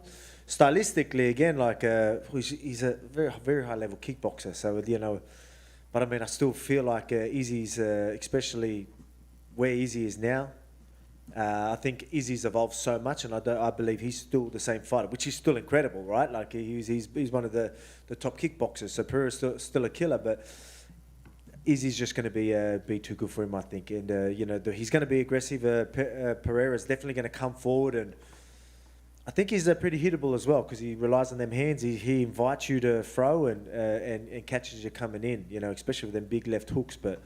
We all know Izzy's good at landing and not letting you land back. So that's just his style. So I don't think he can change that. And I know Izzy is definitely going to have that fight. You know, he's got the fight IQ, and he's definitely going to have the range control. And even in the pocket, I feel like he's going to be even more dangerous. How much of an impact is the smaller gloves going to have on this one? If at all. Yeah, they're always going to make a bit of a difference. But I think it's just... all the other little things that are going to, you know, if there's going to be even more room. The octagon's quite big. And just, I don't know, kickboxing, you know, you're kickboxing, right? Like, so the engagement's going to be at a more kickboxing range. I feel like the MMA range is usually that little bit longer. And I think that's going to be the difference. While Pereira's trying to go into that kickboxing range, you know, I think Izzy's going to piece him up. And then when Pereira gets more aggressive, as he will, to really try and put them hands on, that's where I think he gets touched up even more. A couple for yourself, on yourself. You know, this Islam fight, we saw a few tweets going around there about a contract needing to be signed. I don't know if you can break some news for us today or if you can't, but is that still the plan? February, Perth, Islam? Of course that's the plan. You know, I want to go the champ, and I think I deserve it, and a lot of people agree, and I can't wait, mate. It's fired me right up, you know what I mean? Like, again, I know this... people look at a challenge, and yeah, it's a challenge. That's what excites me. You know what I mean? And but I mean, it's a challenge I know I'm ready for. You know, I mean, especially I already had just Craig Jones here today. Yesterday doing wrestling. Like, I'm keen, man. I'm bulking. I'm eating a lot of calories at the moment, so it is good. I'm enjoying it. Yeah, I'm going to be pretty stacked fight night. So obviously we're looking at Perth. You know, we just got to get that signed and make that happen, and we will. So expect me and Islam to face off in February in Australia, which is going to be huge. I saw your interview with Submission Radio, which I recommend everyone go check out, and you said, I'm so fired up for this one, it feels like I wasn't even fired up for the ones that I've had before me. I'm curious, what moment do you think you'll have that sort of like, yes, this is what I was fired up for? Is it when he takes you down, you get back up? Is it the face-off? What moment do you think, like, this is it? Oh, man, like, even right now, I'm like that. But, I mean, going in, again, I'm preparing for him to take me down, right? So that's how I mentally prepare. I always do that. But I mean, there's so many layers before I even get there. You know, it's going to be hard to even get me down, you know, and get me exactly where he wants me. You know, flat on my back, it's very, very hard to do. I'm very good at scrambling, and again, these short legs are very hard to hold down, especially when I do so many weeks of just that. Like, let's be real. A lot of people are like, yeah, we know his game. You know, people are like, oh, you need time to do it. I'm already good at that. Now you're giving me like 2 camps to keep drilling this type of stuff. And again, like, I'm not saying, you know, people want to say he's well-rounded and things like that. We'll see if he's well-rounded, because I'm getting back to my feet. And let's see if his stand-up is up to what he you know, supposedly people are trying to say. Well-rounded, we'll see, because it's going to be a stand-up, because I know I'm getting back to my feet. Alex over right next to Oscar. Obviously, you said you want your division to be a little more active to kind of, like the featherweight division, to determine an actual #1 contender. So if you go up to lightweight and they ask you, like, which matchups would you like to see, how would you matchmake that top of the featherweight division? Well, there's a few of them that are just right there, eh? So it's I think someone's going to be a bit disappointed. You know, there's definitely that top 3, right? Arnold Allen, Yair Rodriguez, and Josh Emmett. And any one of those guys that miss out on something that happens there, like, you know what I mean, is going to be pretty disappointed. And if there's an interim belt and thing, you know what I mean, obviously that person that misses out is going to be disappointed. So there's going to be, so we just got to see what happens. But I mean, I've made it clear that I want to be active and things like that. And people keep questioning, like, oh, can you do 2 divisions? Well, I know for a fact one division can't keep me busy enough. So why don't we, you know, focus on that? Like, let's be real. Like, I'm willing to do both belts at the same time, and I think I can do it, because I want to fight every 3 months, easy. I'm like, that's what I want to do. Why do you think I'm taking on? Yeah, I don't want to wait for this champ. I want to do it now. I'm in the best shape of my life. I'm at my peak right now. I want to take advantage of that and fuck some people up. So let's do it. And obviously, if you go up to, excuse my French, if you win the lightweight title, now you have a whole nother division that you have to pay attention to. So obviously, you said you're a fight fan. You watch these fights just as a fan and analytical. But now do you start have to paying attention to these lightweight fights a little more, like Dustin and Chandler on Saturday? You have that one. You'll probably watch that a little more invested in, correct? Yeah, for sure. But I'm a fan of the sport. I love this sport, so I'm watching all the time anyway. And the way my brain works, I'm always breaking down fights. So no matter who's in there, I'm breaking down, seeing what they're doing. But now I think there's going to be that little bit more personal sort of, you know, not only breaking down what they're doing, there's going to be that touch where it's like, oh, I would do this, or yeah, he couldn't do that to me, which would be a regular thought. Them not being able to do things to me. So, but I mean, look, yeah, definitely I'm going to have that sort of look at these guys. But that's exciting, man, because the lightweight division is exciting. There's a lot of big names there. I think it's very competitive. It's very stacked, but it's definitely a division I know I can handle. So, yeah, looking forward to seeing what happens. Do you watch maybe Aljamain's fights like that too? Because he's talked a lot about going up to featherweight, especially if Merab, his teammate, earns that #1 contender spot at bantamweight. Well, look, like I said, I'm a fan of the sport, so I watch. Do I think that's something? I haven't thought of that. You know, I know he's touched on it, but I didn't know how serious he is with that type of stuff. But, you know, from now, because you touched on it, I'll keep a closer eye. And then last one for me. Saturday is going to be Frank Edgar's last fight in his MMA career. So were you a fan of Frankie before you joined the UFC? And do you have any memories of him inside and outside of the octagon? Well, who's not a fan of Frankie Edgar, right? Like, he's a man, an absolute legend. I was talking to someone yesterday and saying, that would have been I want to not take out all the legends. That doesn't sound, but I want to fight all the legends, right? And obviously I want to win, but yeah, so take him out. But he's one of them, because he's definitely a legend. He was a legend in featherweight division and multiple divisions. And so that was a fight that really just obviously didn't end up playing out how it was ever going to really work. But definitely a legend of the sport, and he's done some massive things. So very well deserved respect he has from everyone. Alex over here. We spoke yesterday with Michael Chandler. I asked him about, fighting for the title next. What does he think? What he thinks about you moving up? And his response was that Islam's first title defense needs to be against a true lightweight, referred to either him or Dustin Poirier. Mm-hmm. What's your response to that? Yeah, that's fair enough. Like I like Chandler. He's an exciting guy, and he does have that wrestling factor and things like that. But you know what I mean. Like obviously, you've got guys that have had shots at the titles and were pretty unsuccessful. So like it's time for new blood anyway. But again, they're exciting, and I'm sure if they keep winning and things like that, like they're going to be right there again. But trust me, he's going to have big problems with me. So don't worry about that. He doesn't need a lightweight to have problems. Trust me, I do more than okay in that division. You just spoke about Frank Edgar, a legend who retired, another legend who recently retired, Jose Aldo. A lot of people think he's the greatest featherweight of all time, but you beat him, and you also have this huge title defenses. You got 3 wins over Max Holloway. Like, I mean, do you think you're the greatest of all time in the division? Well, I still look at Aldo as a goat of the featherweight division. Obviously, I'm still, planning to take that, right? Like, obviously, because I plan on winning, and I want to defend. So I'm planning on getting just as much defenses as him. And I think, especially when you look at the resume and who I've fought, a lot of people are going to agree that I'm up there. So, but I mean, right now, to have that many defenses like he did, even though some of them were in a different promotion, but they still consider them defenses. So I've got so much respect for Aldo. He's done massive things for the featherweight division. He brought it. He made it exciting. He made people watch this division, and so I've got nothing but respect for the guy. But I plan on breaking a lot of different types of records, and I'm already doing pretty good. So we'll see what happens. But I think you take this champ. That's a massive step, right? And then we start talking about greatest, regardless of the division. To add about that, you're, besides being the #1 featherweight in the world, you're #1 ranked pound-for-pound fighter in the world on most people's websites. Most people's websites have Israel Adesanya as #2. Any friendly rivalry between you guys, saying, "Hey, I'm the top guy"? Not at Just all. like friendly. No, not at all. To be honest, look, man, it's cool to have the pound for pound, but it doesn't change me. Like, I got it. I'm planning, I'll be more than happy for him, because I want him to go out there and kick ass. Put him lights out. Take that #1 pound for pound spot. I don't want bad things to happen to people so I can keep... I don't need bad things to happen to people for me to look good or be at the top. I plan on doing all that myself.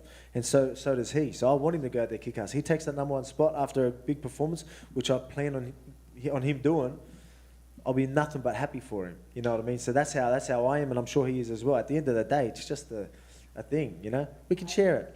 I'll be pound for pound, he can. Then every time we win, we just keep changing. Why not? Yeah, I meant pound more, for pound kings, right? I meant it more as a joking way, like busting. Yeah, I know what you mean. I know what you mean. Like, we don't talk about that because, again, the only time I ever really talk about is with you guys. It is cool. Obviously, what's cool about it is opportunities that come with it. Yeah, but one question we touched on it before. So we talk about, has there been obviously a champion that's defended so many times, a champ, and pound for pound #1? Have we had that? I think DC might have been there for a pound for pound. He had pound for pound for #1. A small portion of time, yeah. And that many defenses. Okay, sweet. Yep, a pound for pound with a female as well. Yep. Okay, sweet. All right. I'm trying to think of what else do I need to do. All right. Hey, you're welterweight, bantamweight. I can cut some weight. Bantamweight, I'm coming. Aljo, don't worry, you can stay there. I'm coming down. On that same similar top. I think the big one, Alex, is the Anderson Silva winning streak, 16 straight in the UFC, which you're getting pretty close to. Yeah. And Kamaru a... lost that at 15. Mm-hmm. So that would be a long-standing one. Yeah, for sure. And again, like people talk about streaks and all that, like you hear people touch on, you're risking losing a streak and this and that is like, what? So you want me to just fight guys that I know is just going to be a walk in the park just so I can win a streak? That's piss weak, I think, anyway. You know what I mean? That's not how I am. That's not what's got me to where I am. You know what I mean? If I was like that, there's no way just a regular bloke from a small town was going to get to where I am. You know what I mean? There's no way. So that's just not my mindset. I want challenges. It excites me. As we touched on it before, and we're talking about this, how fired up I am, how motivated. I'm doing things that I wasn't doing even in the Max trilogy and things like that. That's meant to be a massive fight, and it was just like another camp. The people need to understand I'm always going to do what I need to do. I'm going to do it good. I'm always going to put effort because that's just who I am. But would I say I was excited? No, now I'm excited. I wasn't excited for that type of stuff. I was just sort of going through the motions. And going through the motions is full on for me because that's just how I am. But right now, it's just a whole nother level. It made me really think like, man, I wasn't even trying last camp. You know what I mean? Because the effort I'm putting in right now, so early, again, it's fired me right up. And just one more from me, Alex. you mentioned Oscar about the tweets and stuff. What like prompted you to do that? Is there any portion in the back of your mind that thinks maybe they're going to try to take this away from you and go for a different direction with you in Australia, or do you have like certainties that this is going to be the fight? We're going to make it happen. Don't worry about that. So Australia needs a big fight. Me just defending would be great, but me going for that lightweight title and taking that lightweight title in Perth on home soil would be incredible, and that's exactly what I plan on doing. And I put the tweets out just to make sure it happens. So yeah, I'll leave it at that. Alex, just down here. After UFC 280, Conor McGregor was a little bit critical about the potential matchup between you and Islam. And then he kind of changed his tune and offered you some advice. There was a little bit of a back and forth there between you two. How did you take that? Yeah, I didn't know how to take it. At the start, it seemed like a little bit of a shot at me, and I'm just like, I'm playful with it. Usually with everyone, I'm never really too serious with these types of things, and it was a little respectful back, which threw me off. I was like, oh no, I didn't expect that. I thought he was just going to be into me, but yeah, so I thought it was going to be fun. But again, I'm a chill dude. I don't trash talk, I'm pretty easy going. You cool with me? I'm cool with you. That's just how I am. Well, he's like some of the stuff he said, there was some stuff that I didn't quite understand, but there was some things like obviously putting on size and all of that. Like I didn't have time to do that before. I only had 6 weeks coming off a broken hand and things like that, so I couldn't do that for the backup. But now I can. Now I can focus on that. I've got the dietitian on board. That's what I mean by taking things to a whole nother level. Once I stepped foot in that cage and had that face off, I was that fired up, got home, let's get to work. Straight off the plane, do you know how long that damn flight is? Got off there and the kids were at school. I was like, fuck this, I'm going to the gym. So I went to the gym, and that's just how I am. And I'm like, we got the dietitian working on the plan. I've got strength and conditioning happening, and I'm eating over 4,000 calories a day, which is hard. I never thought I'd complain about eating too much food. So that's something that, I actually need to go eat straight after this. So I'll stop yapping so I can do that. Alex, you mentioned the trilogy with... Sorry, I was just going to follow up with, you offered to welcome him back. Mhm. Is that a possibility, do you think, Look, somewhere down the line? Yeah, look, it is. Everyone's going to always talk about Conor and they just want this money fight and all that. Yeah, of course. Yeah, everyone's going to talk about that. And yeah, it's big. It's always massive. Any fight that you have with Conor's going to be massive. So we're not stupid. So we understand that. But there's obviously, I talked about things that I want to accomplish. That's, you got, featherweight goats and pound for pound or whatever it is, all that type of stuff. I've taken out every other, I've touched on this a few times, I've taken out every other featherweight champion except for him. So, to go up there, he can't fight at featherweight, but he'll fight at lightweight. And, there could be an opportunity there and a massive fight to happen. And sort of, even though I feel like I'm on my way of staking my claim as a featherweight goat, you go out there and take out every other champion, I don't think you need to do much more than that. You mentioned a lot of stuff in this presser about weight and your issues with weight. You're eating a lot now just to come up. I wouldn't say an issue, but yeah. Famously, you used to weigh a lot more. Mm-hmm. Aljamain, right before you, was talking about how after his fight, he kind of seems to get a bit of a mental disorder a little bit and eats a lot, even though he knows he shouldn't be. Do you have any issues with, overeating, eating disorders, anything with your... That's something I used to do, I'll be honest. So, if I give him advice, try not to do that. But, I think you eventually change that. Because it's even, obviously, you said that it's on your mind. So it used to be for me, and then all of a sudden now, even though I know I can, I still, I'm going to go pick out, and then I'm still like, that's enough.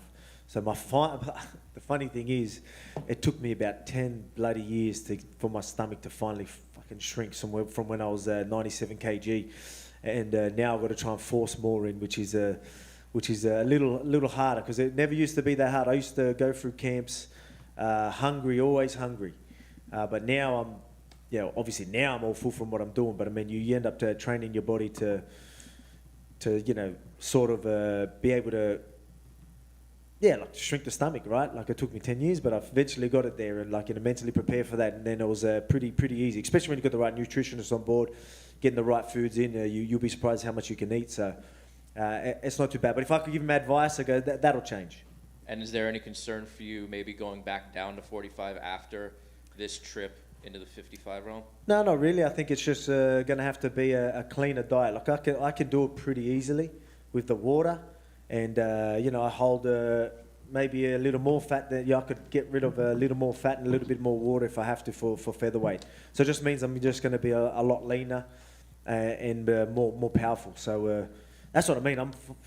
I'm talking about being fired up about this, and people like, oh, you're talking about winning streaks and, you're putting all this stuff on the line. I'm going, again, that shit gets me out of bed, and the fighter I'm going to be because of challenges like this, you know what I mean? The featherweight division has no chance. Hey, Alex, right corner back here. Quick question for you. Speaking of when you were heavier, what influence did your time in the South Coast Rugby League, playing forward, how did that shape what you bring to the fight game now? Oh, man, like it's obviously a contact sport. That's always going to be there. But, I mean, there's especially for a position I'm in right now, right? I'm for going, everyone's trying to sit there and talk about size thing. I'm like, I played front row. Like, one thing that I can tell you right now to answer your question exactly and then touch on that is I've always been undersized. I've been a front row, which is your heavyweight division. What you see, that's what a front row is meant to look like. That's who I was always up against. And trust me, I held my own. I was one of the best in my area, in our division, and country rugby league and all that type of stuff. So that shows you that, I've been undersized and I've been underrated. I've been the underdog plenty of times, and I overcome it every single time. So I'm loving that people are going to, there's a little bit of doubt. They're like, oh, this is a challenge. And I'm like, I can't wait, because you're going to see a whole new skill set that I haven't really had to focus on. Because getting back to my feet has never been a problem for me, because I do that with ease. That's why you see, even when people do take me down, I don't train for that too much, because I know I'm going to get back up to my feet. If people will say, oh yeah, it's been taken down, I go, just watch that carefully and watch how long I'm held down for. And now I've got a full camp of bulking up and just training that sort of stuff. It's just going to be a stand-up fight, mark my words. Alex, looking at your goal setting, it just seemed like it worked out perfectly in terms of the way you beat Max that last time. Mm-hmm. I'm not sure you could have fully committed to changing divisions if it was just such a one-sided fight. Do you feel that way? It was just everything, it seemed like, went the way exactly you planned. Yeah, man, it did. Like, again, there's still camps. When I tell you, like, I might not be as fired up as I am now, there's still good camps, you know what I mean? We've got a good team around us that, that we study fights, what we think is going to happen, and then, I'm the type of guy that will execute a game plan to a T. And that's exactly what happened. I didn't even have to make an adjustment, because I just stuck to what we thought would work. It worked well, and I kept going. Even with a broken hand, I was able to keep doing that. But yeah, man, that was a perfect fight. That needed to happen. And that touches on to people like, why you do this? Why did I need to do the third Max fight? You know what I mean? Like, obviously, there's still people doing it. But again, I was 2-0 against the guy. I didn't really have to do it, but I wanted to do it because of that second fight. Because of people doing this, they're like, I don't do that, because I know it's going to put me in a better position. And I know I'm ready. And I know that was the biggest challenge in my division anyway. So let's just do it, because I love a challenge. Bring it on. Not to compare Brian and Islam, but there's been, even Islam went back to the height issue, but it's funny, people are going to doubt you, but to me, Brian is world class. Yeah. One of the best in the across the globe, and you were able to overcome that. And he had you in some pretty precarious positions. It just seems like people can doubt you all they want, but it seems like you're going to give Islam who knows how to call this thing, but a very tough fight. Oh, 100%. That's exactly right. Like, I fight for every damn position, for a millimeter, not an inch, a millimeter, no matter where I am. Like, you need to literally kill me, or like, you need to put me right out. And I'll be honest, Brian was close. But again, it was just, all I needed was that little bit, you know what I mean? And then his arm gassed. My breath held on, his arms gassed. And that's just the type of guy I am, no matter how deep it was. And again, I wasn't working takedown defense and all that. And the way that all planned out, the way he caught the kick, went down. As I was getting up, he's jumped me straight on. was incredible. Like, I don't think you will ever see that timing or that ever happen again. And if it does, you won't see the guy get out, I guarantee you, unless it's me. But yeah, man, it's you were touching on something else there that, oh yeah, the small thing. Like, you know, again, I've been undersized my whole life. I love Korean Zombie. Korean Zombie, it's like you'll find photos of him going, he's very small. Look what happened. I think everyone's probably said that to me. Look what happened. So he's just going to be another guy. That's how I look at it. You know what I mean? Again, is it a challenge? Yeah, there's some things I need to focus on, but that's all I need to focus on. And it's something I'm very good at. So he's going to have to worry about a lot more other things. Because again, let's see how well-rounded it is, because it's going to be up on the feet, and he's going to have to deal with my footwork, my looks. This little guy will look pretty big once he starts puzzling you in there. Trust me. Thank you. Hey, Alex, over here.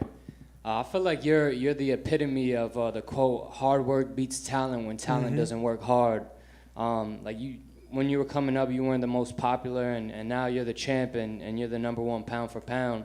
So how'd you really, or what's your perspective of going from, you know, obviously from here all the way from there, just really beating it down and putting in the grind and the hard work? Oh man, I think I got all that question, but with what you were saying there, like obviously it's hard work beats talent all the time. Even a talented guy that works pretty hard, you get someone that works hard enough. Even with a guy that works hard, you will still take them out. You know what I mean? I'm that guy. Like, I'm telling you, I've always been, you know, strong. I guess I wouldn't say I was athletically gifted. I probably always had some things that were maybe special, you know, like resilience and all that type of stuff. But that's what I'll touch on. From all that hard work and fighting for everything, even when I didn't have the skill I did now, you know what I mean? And just being resilient, durable, and just never give up attitude. And you learn a lot doing that. You learn a lot about yourself, and you make yourself strong, you know, in many, many ways, mentally and physically. Yeah, for sure. And just speak about real quick the power of now. You know, I always hear you say, you know, now is the time. I'm in my prime now. You hear a lot of people saying, well, you know, one day I'll do this, and, you know, one day I'll do that. But just speak about how you feel, just about the power of right now. Right now, exactly right. Right now, even when I had a broken hand and I needed to be back up when people think you're mad, but yeah, I need to do that right now because I can't wait. I don't want to wait. If I wait, someone else gets in front, and then I've got to go for champ. Maybe mid next year, maybe even later. I can't have that. I want it now. You know what I mean? I'm at my best right now, so I'll put myself in that position, like I did, and things will work out. Again, nothing's confirmed, but it'll work out. Yeah. Thank you. All good? Thank you. Champ, coming.